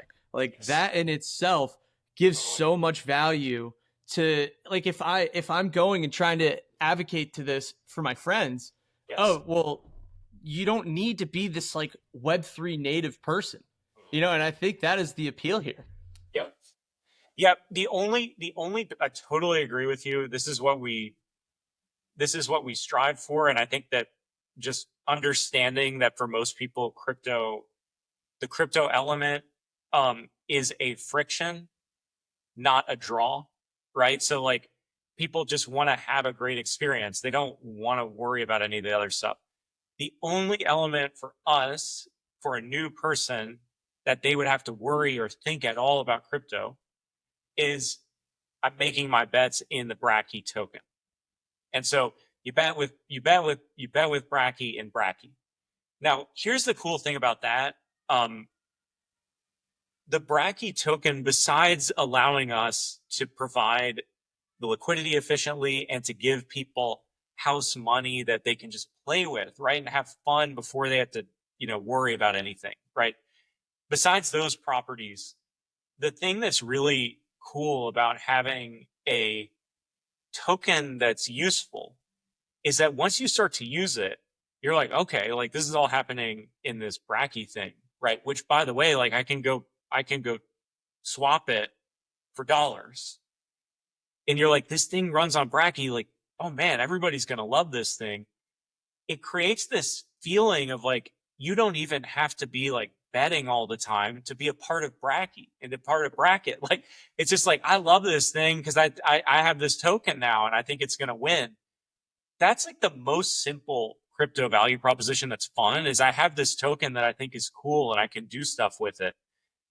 And I have some upside on it, right? Like that's just such a, I think of that as an actual value add to people's So, experience. so one of the things like that's so cool about this is you built it, you generated off of Clanker, right? Yeah.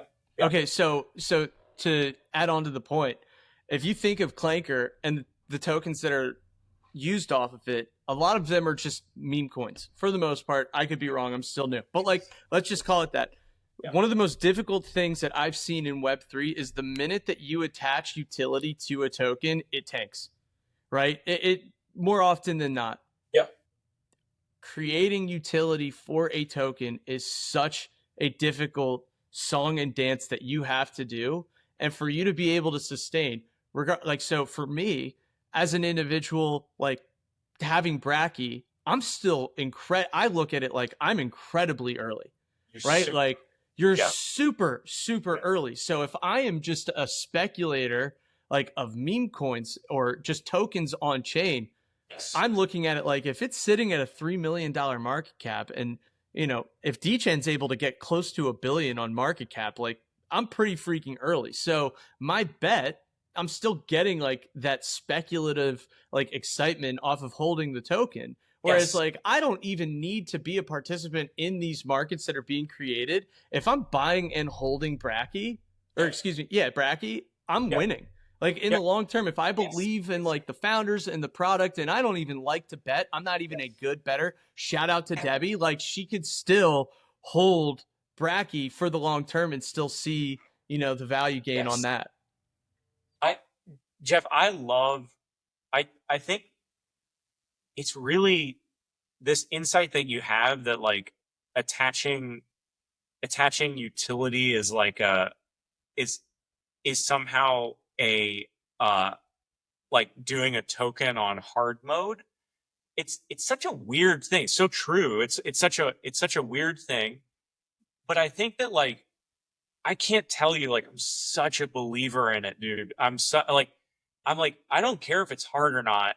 It's so fun to do something real with this stuff, right? Where it's like I love that when people get bracky, they're not just like, well, what's the point? No, the point is you can play with it. You can go do you can go take these positions and become part of these communities and get out there in public and flex like your positions that you have and like put skin in the game. I love it, dude. I'm just like, and it's also being used to power like super novel versions of prediction markets that can be like on these very niche tail events, right? So like it has that property. It's also being used as like a magical uh a magical customer onboarding tool, right? Of like people can start playing in their feed without having to go do anything. They don't have to go download DraftKings. They don't have to go download FanDuel. They're just there. We give them some token. They can start playing, right? So And yeah, sorry to cut you off, Tim, but like with the marketing budget that you all have, are you budgeting in and saying, hey, like, look, this is marketing spend. This is a new user that I want onboarded. I'm going to allocate X amount of tokens to that person. Is that already premeditated and thought through pretty thoroughly? yes, yeah. That is the purpose of the purpose of the token that we own. We own about 30% of the supply. The purpose of that is precisely for providing liquidity to all kinds of different sizes and risk tolerances of markets so that you could do like you're like is Durant going to score 6 points in the last minute of the game or whatever edge Right. thing you Yeah. want, and also that if you if you look at what does this experience need to be, right? For me, it has to be absolutely frictionless to let people give it a try and have fun with it. So, meaning we need to give them something that they can use and has upside before they have to take any risk or they have to sign up or do anything, And the right? thing is, Tim, is that So feels that for us, impossible, though. That feels impossible as a founder to give away. Like, you don't see, like, if you truly believe in your product, that's the biggest test right there is like, you're literally giving. I think my onboarding experience, and I don't know if it's going to be the same for everyone else as you guys progress and scale up because the value of the token is going to get higher, like, as we all believe. But like, I got like $20 my first onboarding experience with. That's significant money. A lot of these founders are taking the risk of onboarding people with and they may like, and not to throw shade on them, they may not have the marketing budget, but like the fact is I'll get like 50 cents. And for me, I'm like, I'm not a believer in this. Like, no, and again, no shade, but like for you to like right off the bat, hey, here's 2 million. And I'm like, well, what's 2 million? It's always arbitrary. And then I look at the USD, I'm like, okay, like, wow, I'm going to like really concentrate on who I'm putting the bets on now because I could turn this into real money. You know what I mean? And so for as a use case and as an example to advocate for Bracky, I started out with 2 million and transparently when I was onboarded, I didn't put another dime in. I put it all on Florida and then during the Masters I put it on Justin Rose and sold out right before Rory won. And I think I turned that like 2 million into like 8 million. And then that becomes real money. And then I'm like, dude, I'm swapping into this. And there you go. There's the liquidity that I may have like earned, but hold. And then additionally, I'm throwing more ETH into Bracky. So yeah, that like right there is a use case where people like are truly believing not just the hold and the value of just holding Bracky, but like, dude, I could go make even more money off of it. You know what I mean? So like that is so hard to do. I Yep. think. You know what I Yeah. mean? No, I mean, look, and the thing for us about the the token is that if um if people if people love this experience, they're going to be using their Bracky to play all kinds of stuff. And we have a small fee on each trade, right? So instead of doing a big or like stacking the odds, like our model is that when people make trades, there's a small fee in Bracky. And so, You've we no reason to sell. right? So You as a company don't have to sell any tokens. Like you're making your revenue off the transactions. Like you have the ability to give tokens out. And while you're monitoring the revenue generated off your transaction fees, that's giving you a premeditated budget that you could spend on marketing to onboard. yes. Dude, what the that's amazing. Yeah. Yeah, Yeah. no, it's exciting. Like Jeff, everything that we do, I'm always just trying to think of like, how can we arrange this so that we're making a win-win for everybody? Like we just like, I mean, I think it, it if you actually approach product building to like, how can we make something that like can can really can be positive sum, right? And isn't just trying to like extract or maximize as much as we can. And I think um when you start to think in that mindset of like we only like to do things that are transparent and will also benefit the community and also create fun and create social experiences. And like, just had somebody come up to us and is like, they were like, I used to hate that you guys had these share limits, like that you would cap the bet size that I could make. But they're like, now I've come to love it because I'm never putting in more than I feel like I could lose.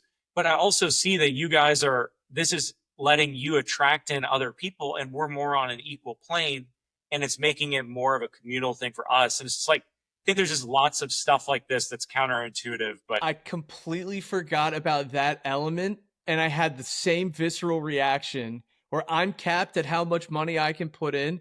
Jeff, it's for your own good. Like you do not need to go and spend more than you have to. And for you guys to put those guardrails, typically regulation is a difficult thing that I don't like. But for you to be able to put something that is, again, the opposite of predatory, you're actually encouraging people to participate without like throwing an entire bag at it. That's yeah, amazing. yes. And dude, like, so to build on that point, like I also don't, I think that I'm a big believer in people making their own choices. Like I don't think that I know or we know what other people should do. So the reason that the share limit exists is that because it's a prediction market, in markets of these size where it's it's a certain number of people in a community using the thing, if we didn't have the share limit, then like one person Could take the taking a huge entire position, market, take all the liquidity. it takes all liquidity. It doesn't allow other people to get skin in the game on their team, and then they can also tank the price whenever, right? So I think that like the truth of it is that the share limit thing is a combination of we want a lot of people to have fun with it, not just one person to get their fix on the thing. And as the markets get bigger, that share limit will be able, this is why they increase throughout the game. You can take bigger and bigger positions because more and more people come in. The cool thing, dude, is again, the mind blowing thing is like Bracky, the AI will manage that. We are learning how to do that so we can train Bracky to manage those limits so it will be a healthy market every So you're single telling me that you're relying on Bracky to determine when to expand the market. That is so, dude. yeah. Oh my So gosh. it's like an autonomous market maker where Bracky can be seeing based on how many people are in and these goals that we have, what should we make the share limit at these different times. So like that's how we can do anything from like, if you're, let's say that like you're doing a golf scramble, but you're a golf influencer and they see that you and this other golf influencer are playing skins, right? And you're going to live stream it or something. The thing is that market starts out as two people, but when Bracky sees a bunch of new liquidity coming in from a bunch of sources, the share limit get up and up and up, right? So then people can. So the point is that like as these markets go viral or whatever, there will be a mechanism for them to like expand and contract as will be like healthy for the social experience. I can't, I didn't even think of that aspect about the capping, because it's allowing you all to determine how much shares you're going to have to expense during the process too. And you have to protect your, and that was one of my questions going back, is like, okay, that 30% treasury that you all have, is that going to be enough to sustain? And I'm not even thinking on the back end, there are winners and losers, and those losers, unfortunately, that is cap. Well, that's, going back into that treasury, I would imagine, right? Yeah, I mean, the way the prediction market works is that actually, um, the the it it's essentially like the losing players' bets are funding the winning players. Okay. So, Oh, right. That's the balance. so whatever the the winnings of the if the Pacers win against the Knicks, it's all the value that was locked in by the Knicks bettors throughout the series is the amount that can be won by the Pacers bettors. So like the nice thing about prediction markets is that they're really just a way of uh, efficiently uh, efficiently allowing people to pool together uh, their predictions or wagers about a certain thing. So there's, but so, okay, for example, and forgive the ignorance here, but if I were to do one of those small markets that I create, like one of those prop bets with Bracky, and no one else is on the other side of that bet, that would then just be me versus Bracky, and that would then be coming from the treasury, correct? Exactly. Exactly. Okay, cool. So, And Jeff, that's the one where can Bracky be as good as a book? And so damn, like man, so that's a bit of a risk. Like you're really yeah, like that's yeah. crazy. And I love it. You have to, yeah, but no, yeah. in this case, I mean, I think that your ability to access pre-existing knowledge, where it's like, on most of these things, you can scrape to find what are the odds of X, Y, and Z. And for Bracky, I think that what it will come down to is that uh, the more unprecedented a certain thing is, the harder it will be to convince him to do the market. It doesn't mean he can't or won't, but like it's going to be. So Bracky is trained. His goal is to um is to grow the network of Bracky users and his treasury of Bracky as much as possible. That's his goal. That's what he's trained on. So he wants people to play, but he doesn't want people to play if it's going to be draining. It's going to be draining It needs his to be treasury. advantageous to him to be able to Exactly. make that market. So if I am confident at, it's really this element of like human versus AI Yeah. where I'm Yes. going in and saying, no, I think I have an edge. I have signal on this. Let's see if Bracky can pick up on it. Yes. And there may be insider info that I have on some lacrosse game or whatever that I'm going to go take this bet, this little nuanced bet. But Yes. Bracky has the ability to turn down that market. Exactly, dude. And if you can get him to do it, see, that's part of the fun is can I get him to make that market? And so I think that just the layers of fun, the human versus machine is a very, very fun element of this, of like people like to these new challenges that are interesting and novel. And the challenge here is like, can I get one over? And look, about losing the money, the way that I think about it is it's it's a my thinking is if people if people are coming in here trying to spend time to get our AI agent Bracky to create these crazy markets, and they're having a great time, and they're like mad if it doesn't happen, they're excited if it does happen. My thinking is like, if we're losing money on that, Bracky money on that, who cares? because we're creating a truly novel experience for people that's unlike anything they can do. And Right? here to add on to that, Tim, here's another thing just to keep piggybacking on how awesome it is if I lose and I'm a holder, then theoretically I should not be losing more than I'm willing to lose, right? Just out of baseline believe that. Yeah. So if I do lose, who's it going into the hands of? It's not PvP where it's someone that's about to rug the entire coin.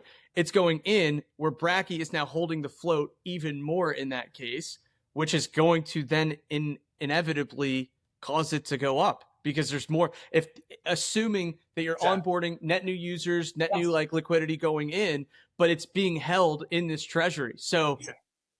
yeah, Exactly. like that the loss doesn't sting as much even on that other Yeah. element. Is like if I am a majority, like if majority of my tokens in my wallet are in Bracky, well then guess what? Even that loss where I did get exposure to a little bit of risk to increase my position in Bracky, okay, Yes. well I'm actually like still contributing in some weird way of Yes. looking at it Yes. to the Yes. entire project.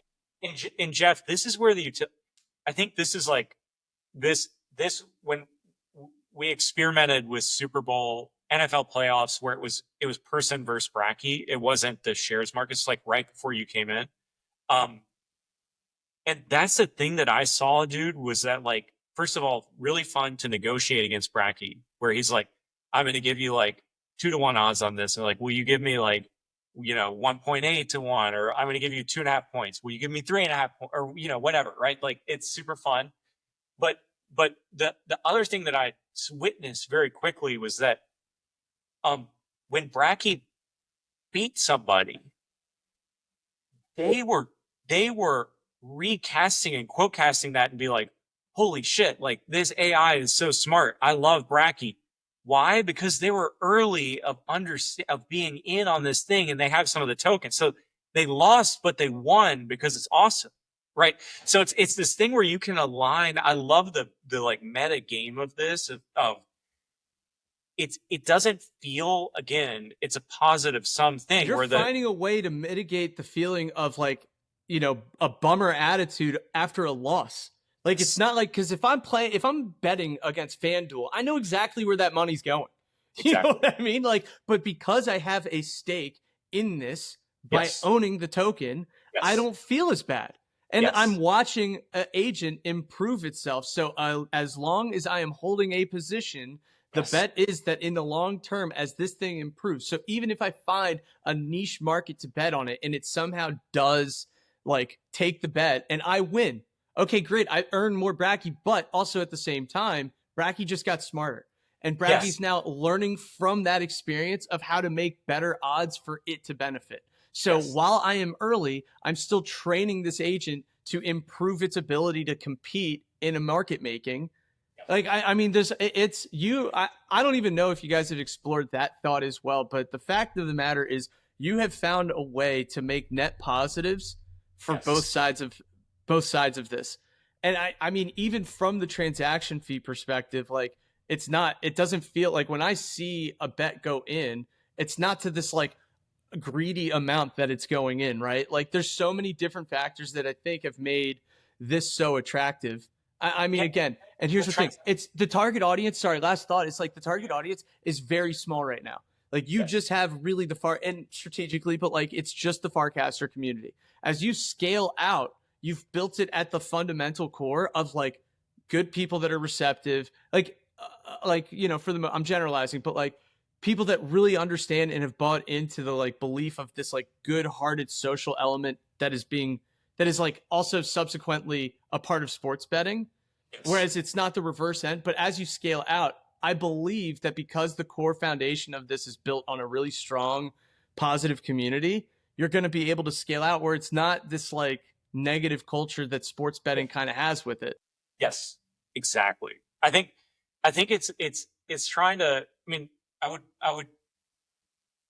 One of the things that appeals to me the most about crypto in its best form, it's about, if you think about what Bitcoin does, Bitcoin channels each miner's private interest to try to get something for themselves to create this new beneficial thing, which is a database that nobody can censor because it's not in any miner's individual interest to be able to change the truth of it. So it's a really cool thing in crypto where it's like it's an example of how something people doing things for themselves can create these like real public goods. Another one that's exciting to me is like Polymarket, people having skin in the game about every different news event, whatever's going on, elections, etc. What's it creating from their selfish interest? It's creating information, like really powerful information that outpredicted every news channel. And so I'm just like a big believer in just because somebody might be doing something for like a bit of a private gain, it doesn't mean that we can't figure out ways to harness that energy to have fun with your friends that you're either betting against or for on these games, to be a part of like feeling like you're winning when AI is improving instead of just AI is replacing everybody. It's like, no, I'm riding an AI train as it grows and advances in its knowledge and ability to do stuff. It's like so much fun stuff you can create that aligns people's incentives, lets them compete, but also creates like kind of public goods and positive stuff. And yeah, and you nailed it on the head there. And I was just going to end that thought by saying benefit the end user, right? Like give the end user something that is a net positive. At the end of the day, if you are, as long as you are holding and not betting more than you can budget, Yes. you should be making money. I know I don't want to guarantee anything, but like Yeah. that's the premise, is like as people continue to scale in and you hold, there you go. It's kind of cooked into it all. So exactly. And I think the thing is too of like the ultimate fun thing is did I, and you know, a lot of people who gamble feel this way. It's like, you know, you easily experience this at Churchill Downs. Most people don't leave, 90% of people, right, who go to Churchill Downs a couple times a year, you know, where I'm from, go a couple times a year. Um, they aren't leaving the track counting how many dollars they won or lost exactly. they're not leaving happy. But yeah, typically they're losing, right? But in no matter what, it's like we had a fun time because we were cheering really hard on each of those races, and it was like we're hanging out, and then there's something to watch, and like they had this and I had that, and my horse won this one. That was crazy moment, right? It's about like how much fun you can have during that experience by creating some skin in the game and being with other people. And that's what you've captured, is like you're taking the market, but you're capturing the positives from it, right? It's a friendly experience. Whereas like when my visceral reaction to you talking about Churchill Downs is also looking at like the experiences I've had going to like Del Mar or Santa Anita, like the tracks, is like I watch my dad and my uncle go, and more often than not, they're leaving unhappy because you know what? It's really freaking hard to bet. And I'm not saying they're horrible, like they're actually pretty good at it. But the fact of the matter is more often than not, you're losing, and you're losing a large amount if you're doing it in that capacity. So what you've done is you've taken that element out of it. Whereas the people that are just bystanders going for the event, going for the occasion of like the social element, and you've brought that on chain. Like that Jeff, is like you really get it. But I get a lot of people who give feedback, you know, that when they're annoyed at first is they think what we're doing is about trying to compete against and create like the sharpest experience, right? And I think that's actually, I think it's really well served, right? To be honest, like it's really well served. And people who want to do that, they're finding it, they're doing it. The new thing to create, and the thing that I feel excited to create, is how can we create that the 90% of people who go to the track to have once a year to have this really fun time together. It's that spirit is what we're trying to capture. This is how I would categorize it. If betting like heavily, being a true handicapper, I would call it that like a rated R experience. And what Bracky is, and this is not a bad thing in my opinion, I love it. I think it's more like PG, and at most PG-13. It's like Yes. you have taken that like X-rated element out of the sports betting, and you've taken all of the things that make it like the joy. Yeah, Yes. and that is so that is yeah. Yeah, dude, it's cool. I mean, I think, and it's a conscious choice by us to not try to optimize for the big money, big pocket user. And there's a lot of pressure to do that because people are like, that's where that's where the real liquidity is coming from. But like, for us, it's a genuine belief that number one, that's well served, right? That's not a competitive, novel, differentiated experience. But number two, like we want to make something that we're proud of and that's adding value and adding joy and fun into people's life and not depleting it. Right. Like, so it's, that like, I can't tell you the most fun thing that I hear and see is like your story about the NBA, of like being jaded about it, but it's fun again, or a new person getting to know a new sport. That for me, when they're really like, damn, like F1 is truly like amazing to watch. I never just logged in and did it.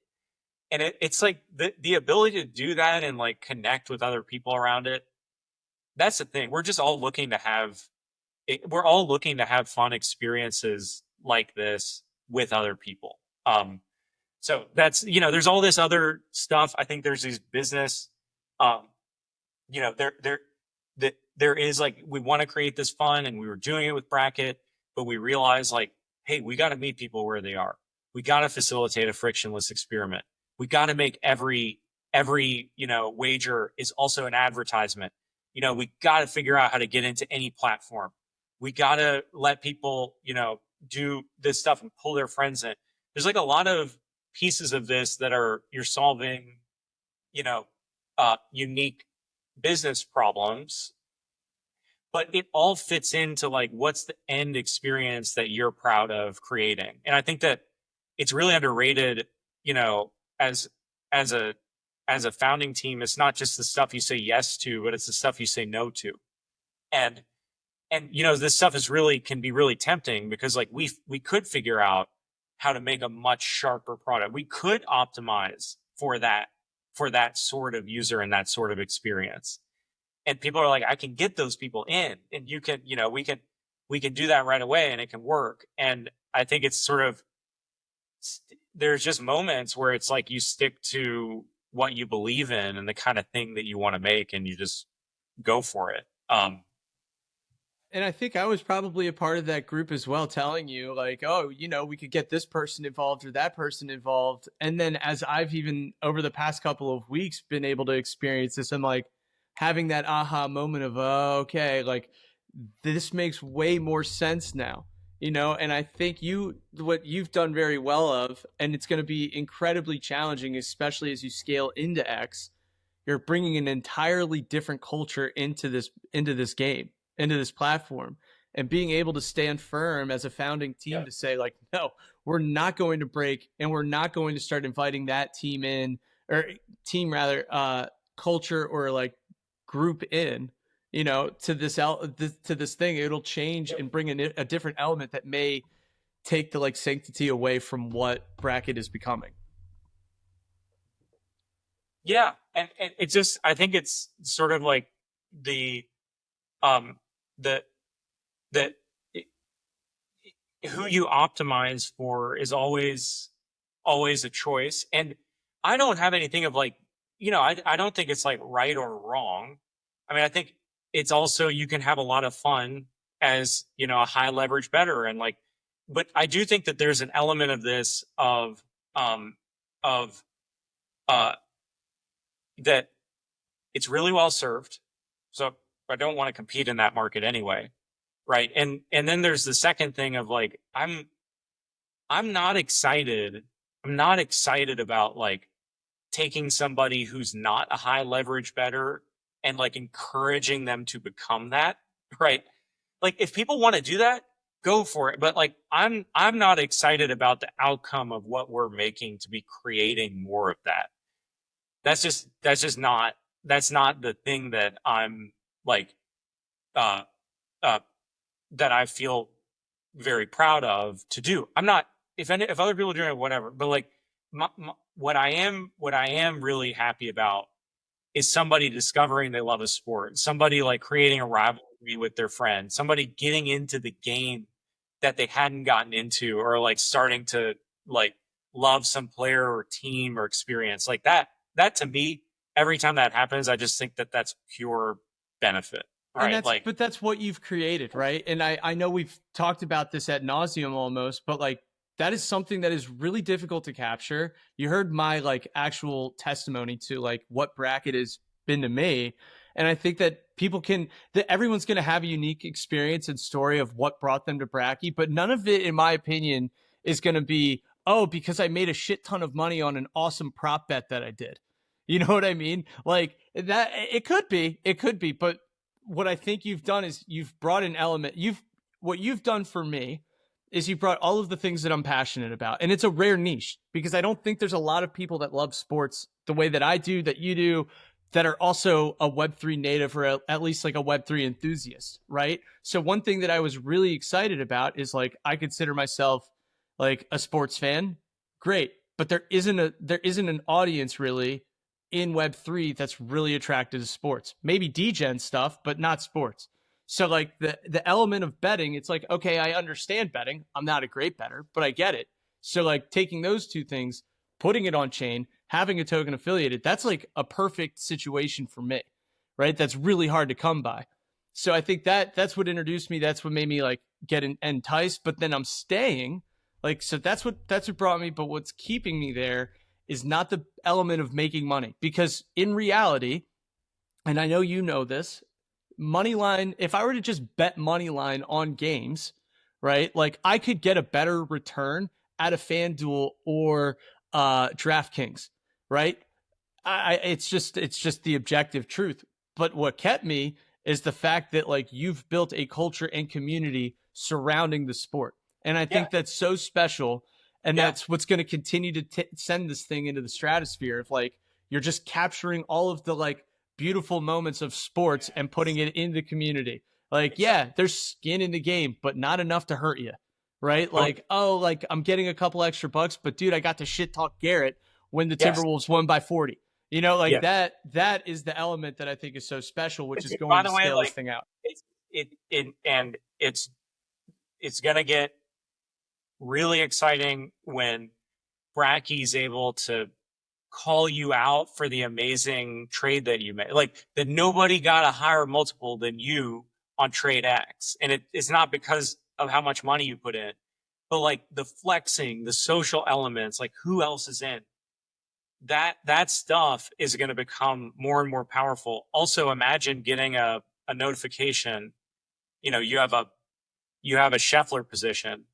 Imagine hearing from Bracky like, you know, at Jeff, 2 holes left, Scheffler's up by one. Like you might want to turn it on, right? Like this, you know, just the stuff like this, like, you know, so and so Norin hit in the water, right? Like these kinds of like moments of fun that are going to be in public. It's gonna, Recast it, yeah, then you can tag someone that has that position in it. It's the social element that you've captured, man. And it's also welcoming audiences from different, backgrounds that may not be familiar with that sport. I mean, the opportunity in that itself is crazy. And if you can quantifiably show people like who has been introduced to a sport that hadn't in the past, and not to get too far ahead of myself, but that information is invaluable to these organizations that are begging for new audience, that are trying to find a way to like get in front of new eyeballs. Look at what the NBA has done with China. They would have never imagined like the opportunity that existed in Asia. It really started with Jordan in 92, like with his Barcelona Olympics. When he went, that is when the world really, like when he put that dominating dream team on the stage, that's when everyone was like, eyeballs, what is this? And then after that, virality and exponential growth for the NBA. And then Kobe with China, like when he did his tour. Like, so I think what Bracky's doing is like, again, not to get too far ahead of myself, but you're opening yourself up for the opportunity, right, to bring audiences to organizations that would have never gotten that exposure in the past. Again, I understand where we're at the ground floor right now and it's just getting going, but you're opening yourself up for the opportunity to be an information source for these organizations too, because it's also all on chain. This is stuff that like is invaluable information too. Yep. In that aspect as well. Yeah, dude. I mean, I think that that it's when you create something real, and I think giving people interest in engaging people in an experience that they love is just a real thing. It's just going to connect. It's going to connect a lot of dots. So we're really excited to, I think, just make it comes down to believing that sports themselves are a net positive, right? Like like a lot of what we do and why we love what we do and build is just the belief that when I see somebody get a new favorite sport, I'm just kind of am purely happy that happened, because it's like I know that this person's just going to get a lot of fun moments that they can share with other people, and excitement and analysis around this new hobby, right? And so And the thing that's so cool, you're talking about all the positives that sports brings, right? Think about, as a founder, think about the element of like leadership. Think about having to work with a team, having to know how to play to each other's strengths, knowing when to sit back, knowing when to be held accountable for mishaps or setbacks, like, but also knowing how to sing praises to your teammates, like, but also the element of being a coach. Like, you have those like experiences as a kid growing up, where the coach is then talking down to you. What is it that they're saying? It's not how they're saying it, it's what they're saying that you need to take away from that. There's so many things, like, just from a cultural standpoint of like building something, being a part of a team is invaluable information that you get to obtain from an early start to life. There's that aspect. There's the health aspect of it. If you're out and you start a new sport, most likely you're going to be active. If you're picking up, like, remember the pickleball frenzy, like everyone was playing pickleball. You know why that was great? It was pretty annoying, but at the same time, it's getting people out of their, apartments during COVID. I think Like, there's that element. And one thing that I know we're going, like, we're definitely like way longer than I anticipated this conversation going. But like, dude, the one thing that I think is so cool that hasn't even been touched on yet is the element of you making a market for games that you're playing outside. Like, it could be darts, it could be pool, it could be a pickleball game. Bracky can make that market for you and a friend. I don't know what the element is, like what could be cool, and sorry to like give alpha here, like, and you could have already thought about it, but it's like with that smart contract that's created, if you're tagging your friend and making that market, you can put that money before the game even starts. You can put that bracky into that smart contract. And when you both, like, almost like a multi-sig, when you both agree upon that the game is over, then one end or the other can receive that money. Like, there are so many things that you can do with this, man. 100%. This is why I was sort of like mentioning the beer pong. Like, we ran like speaking of pickleball, like we ran like a big pickleball tournament for bracket last time, like, dude, in Venice, right at FarCon. Yes. Yeah, Kojo was talking about it, and he was like, dude, you would not believe the people at the front gate were like, you how much money? Like, what are you talking about? So and I think that the thing there is that when you have an audience of people, let's say you're at the family reunion playing cornhole, and like all of a sudden there's a market on that. What does it do? It turns the people playing into being in an arena, because everybody who's betting on them's cheering now. Dude, how fun was that element in the beer pong tournament? Is everyone around, especially as a player? I'm like, dude, I haven't played in like 10 years. Thank goodness Coop was like actually really good.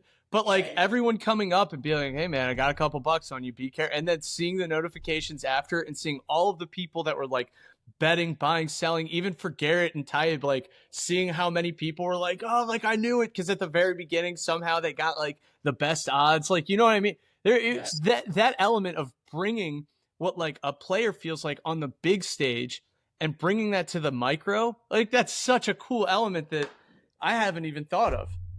Yeah, we found that with bracket, and I mean, I think that it's the ability of, what this can look like if people can bring this together in their social feeds is going to be even more powerful, because it can just Crazy.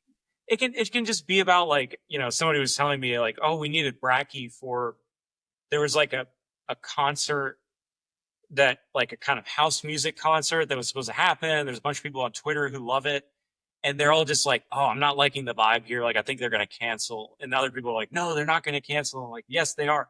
And they were just like, dude, if Bracky could just come in and, like, make a market about whether they actually show up and do the concert or not, like, there would have been like 1,000 people who would be totally into that. And I think there's just like there's so much stuff if you can meet people without friction, put this stuff together in a well functioning way.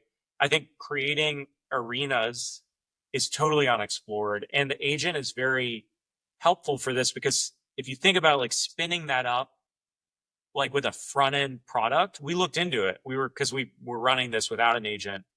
It's just like, with an agent, you're just like, hey, at Bracky, here's the teams. Boom, boom, boom, boom, boom. Bracky spins up that market and it's just functioning, right? You don't have to go use some complicated app and, like, fill in all the stuff. You just do it right there. So yeah, this is another look. As you can tell, there's enough, at all the branches we've gone down.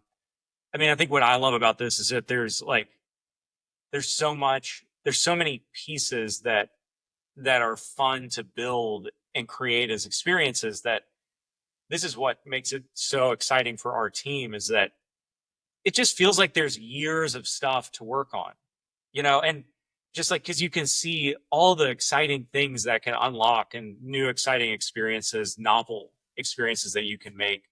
And that's what I'm really excited about, is just And like, what's really cool about it too, Tim, sorry to cut you, is that you're kind of like this.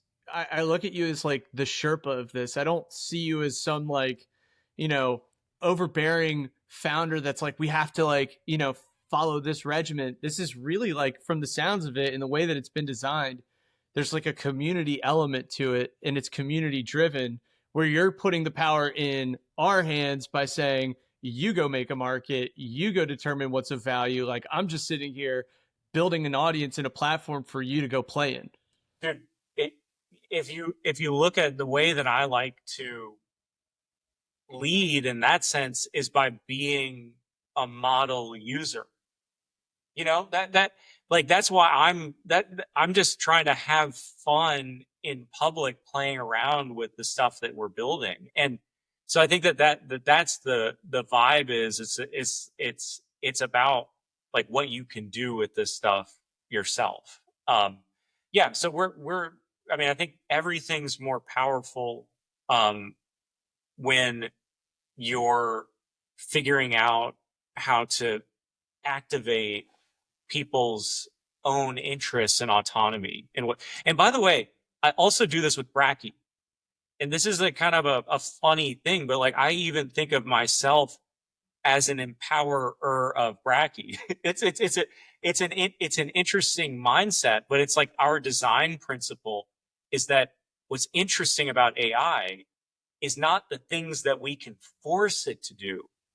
It's the things that we can empower it to do, that it creates exciting things we wouldn't have known about, thought about, or planned.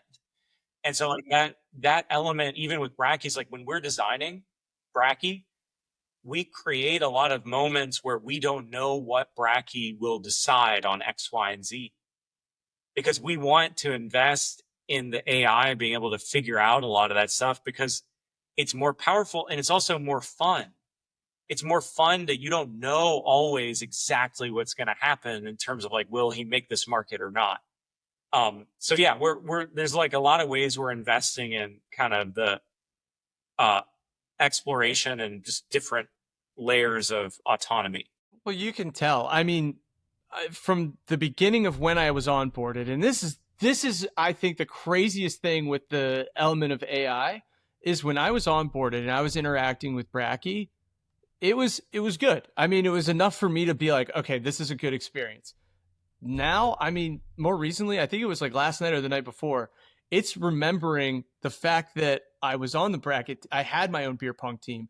It's correlating that to previous bets that I've made. It's building a relationship with me, which is at the same time a little like frightening, but it's Yeah. like it remembers me and it interacts with me, and I'm not just this like it's trying to put pieces together of me beyond just like what my bets are. It's trying to understand me as an individual, and that is crazy. That's so Yeah. crazy. Yeah.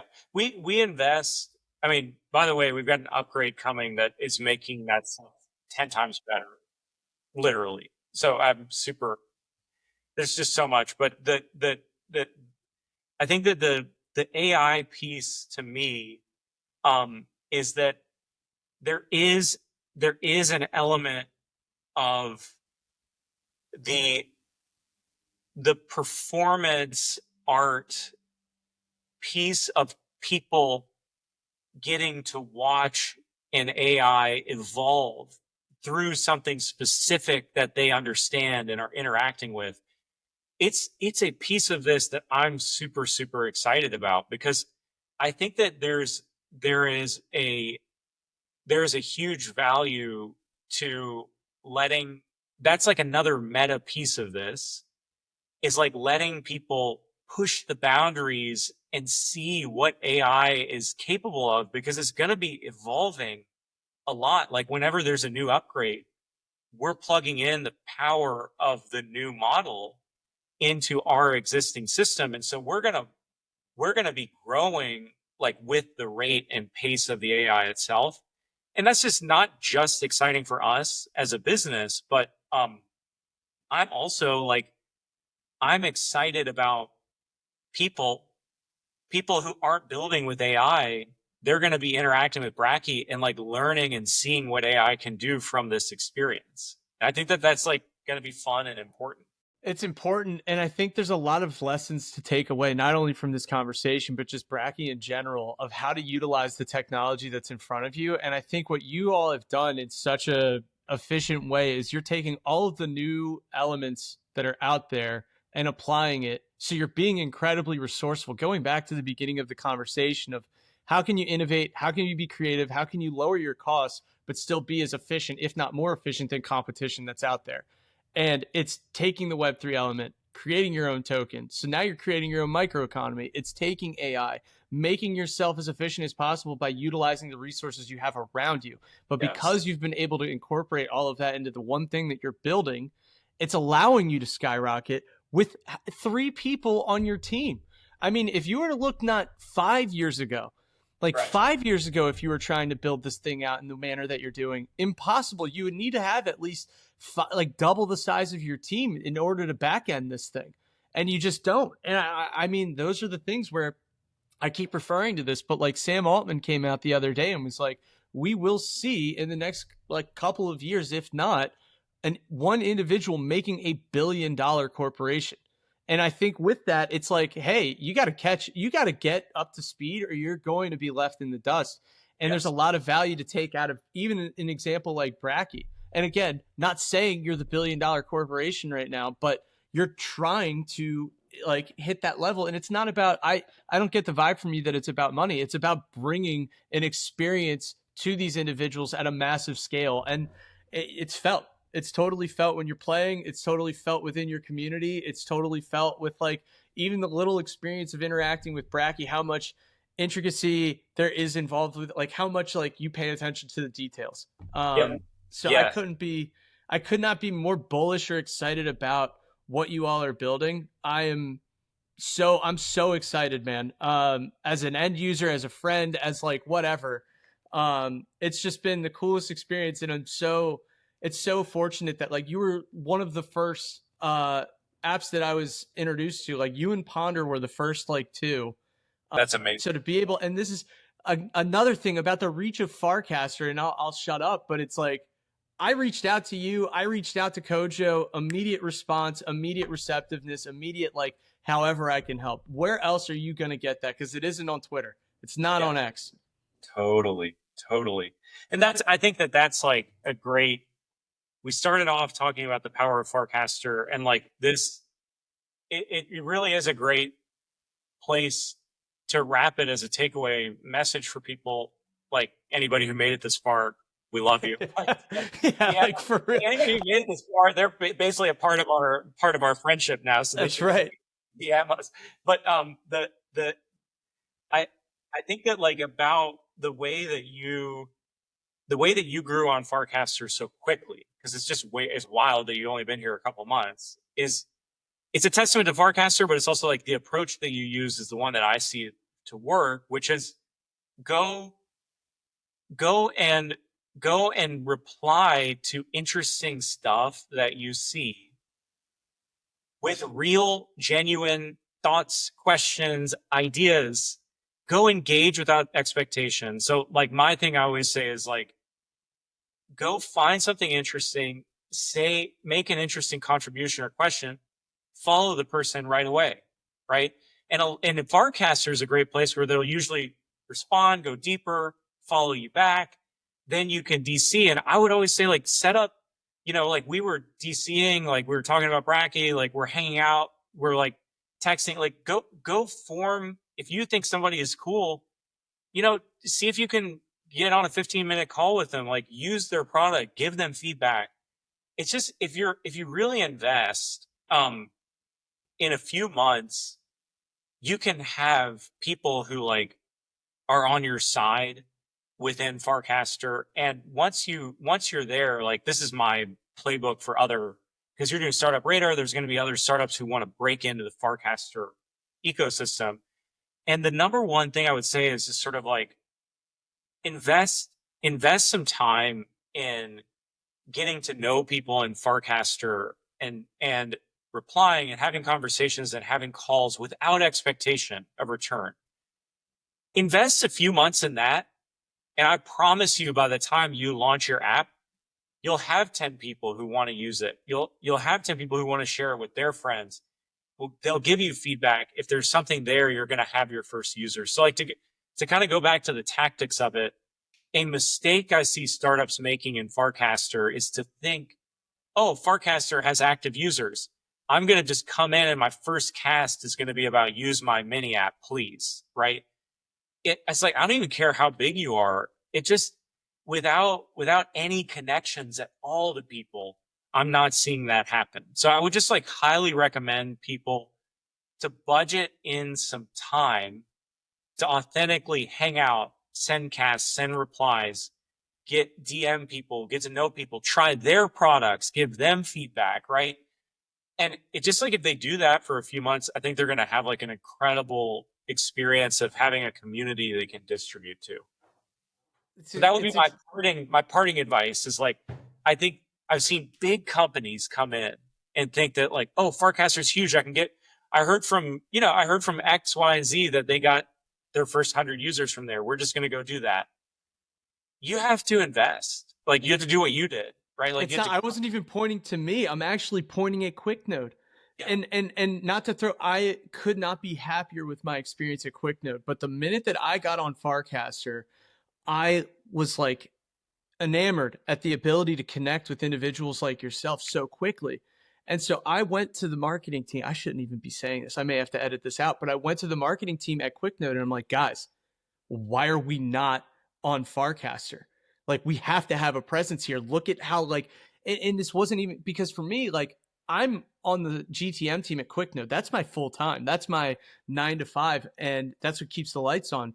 But like my job at first, when I started, I was like, oh man, this is an opportunity to like win business and bring clients over to QuickNode. Like why wouldn't and they're like, like no one's on there. So I was like, okay, I'm not going to fight this. And you know what? I'm actually going to get away from even trying to be like a node provider and sell like a service. Like that's not even what I want to do anymore, because my true passion is like VC startup life. Like that's where I come from. That's why I came into Web3. So as I got here, just like best advice I ever got from a mentor is to just stay in the traffic, right? Like be in the traffic. If you want to be a part of this, you have to just be there and opportunities and doors will open. And that takes time. So furthering your point, totally agree. I came in and I didn't think of Startup Radar. And like, I'm not even saying that I've made it or that I even have this like massive audience. I'm not even claiming that.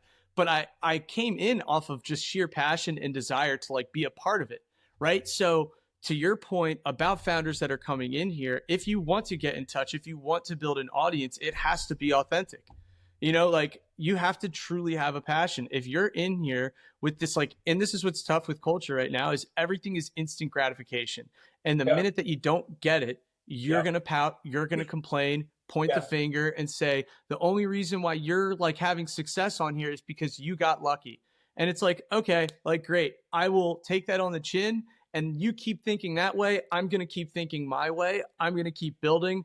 I'm going to see where this thing comes from, like just to stay in the traffic. And, man, like I hope founders take on to the advice that we're giving because the platform, it's ripe for the picking. Farcaster has an audience and a place for you to build and grow at a fraction of the cost of any other social media platform. Yeah. And dude, I love the stay in the traffic.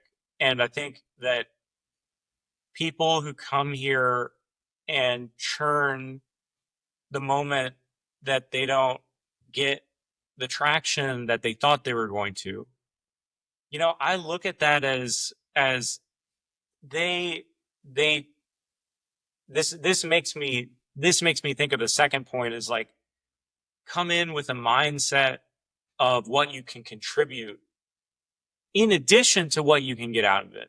So like that's the other piece is like, if you come in and you're just like upset that you didn't get the users to use your product or whatever, that attitude is probably why people didn't gravitate toward you in the first place. Within Farcaster, like positive energy and contribution without expectation is really appreciated. Really, really 100%. appreciated. So like you coming in and using and like showing a positive spirit about our product and talking to other people about it and casting about it and coming to the bracket group and giving me feedback and telling me why you loved it and understanding it. That was just all contribution, right? And I think that that's such a good spirit. So it's like to tie our point together, it's like be in the traffic of Farcaster, invest some time, but think about how you can get yourself into a mindset of what can I contribute here, right? Whether it's good ideas or feedback or good conversation, use people's products, talk about what you liked about with it. Like hugely valued in Farcaster. And so I think when you do that, you're going to be paid back for that contribution like tenfold. That's exactly right, man. I think this is a great note to end on and a nice parting piece of advice for anyone that did make it this far. We love you so much. Anybody who made it, they should just get some. We got to reward them some. We got to reward them some bracky. We got to do something. You should get a special pass into some group chat that we have. Dude, if anybody gets this and you made it to the end, just send 3 us. hours. This is so much longer than any other one that I've recorded so far, and it, that speaks volumes. But dude, this has been. But if you got to the end, DM us or cast at us, and we'll get like a special like survivors group chat. Yeah, part of the clan. Exactly. No, that works. But yeah, let's. I'll click end on this, but I would love to talk to you for like 5 more seconds. Yeah. Just to say thanks and all that. But anyway, thank you everyone that listened. This has been a blast, Tim. Thank you so much. Yes, dude. Later, man. Talk to you.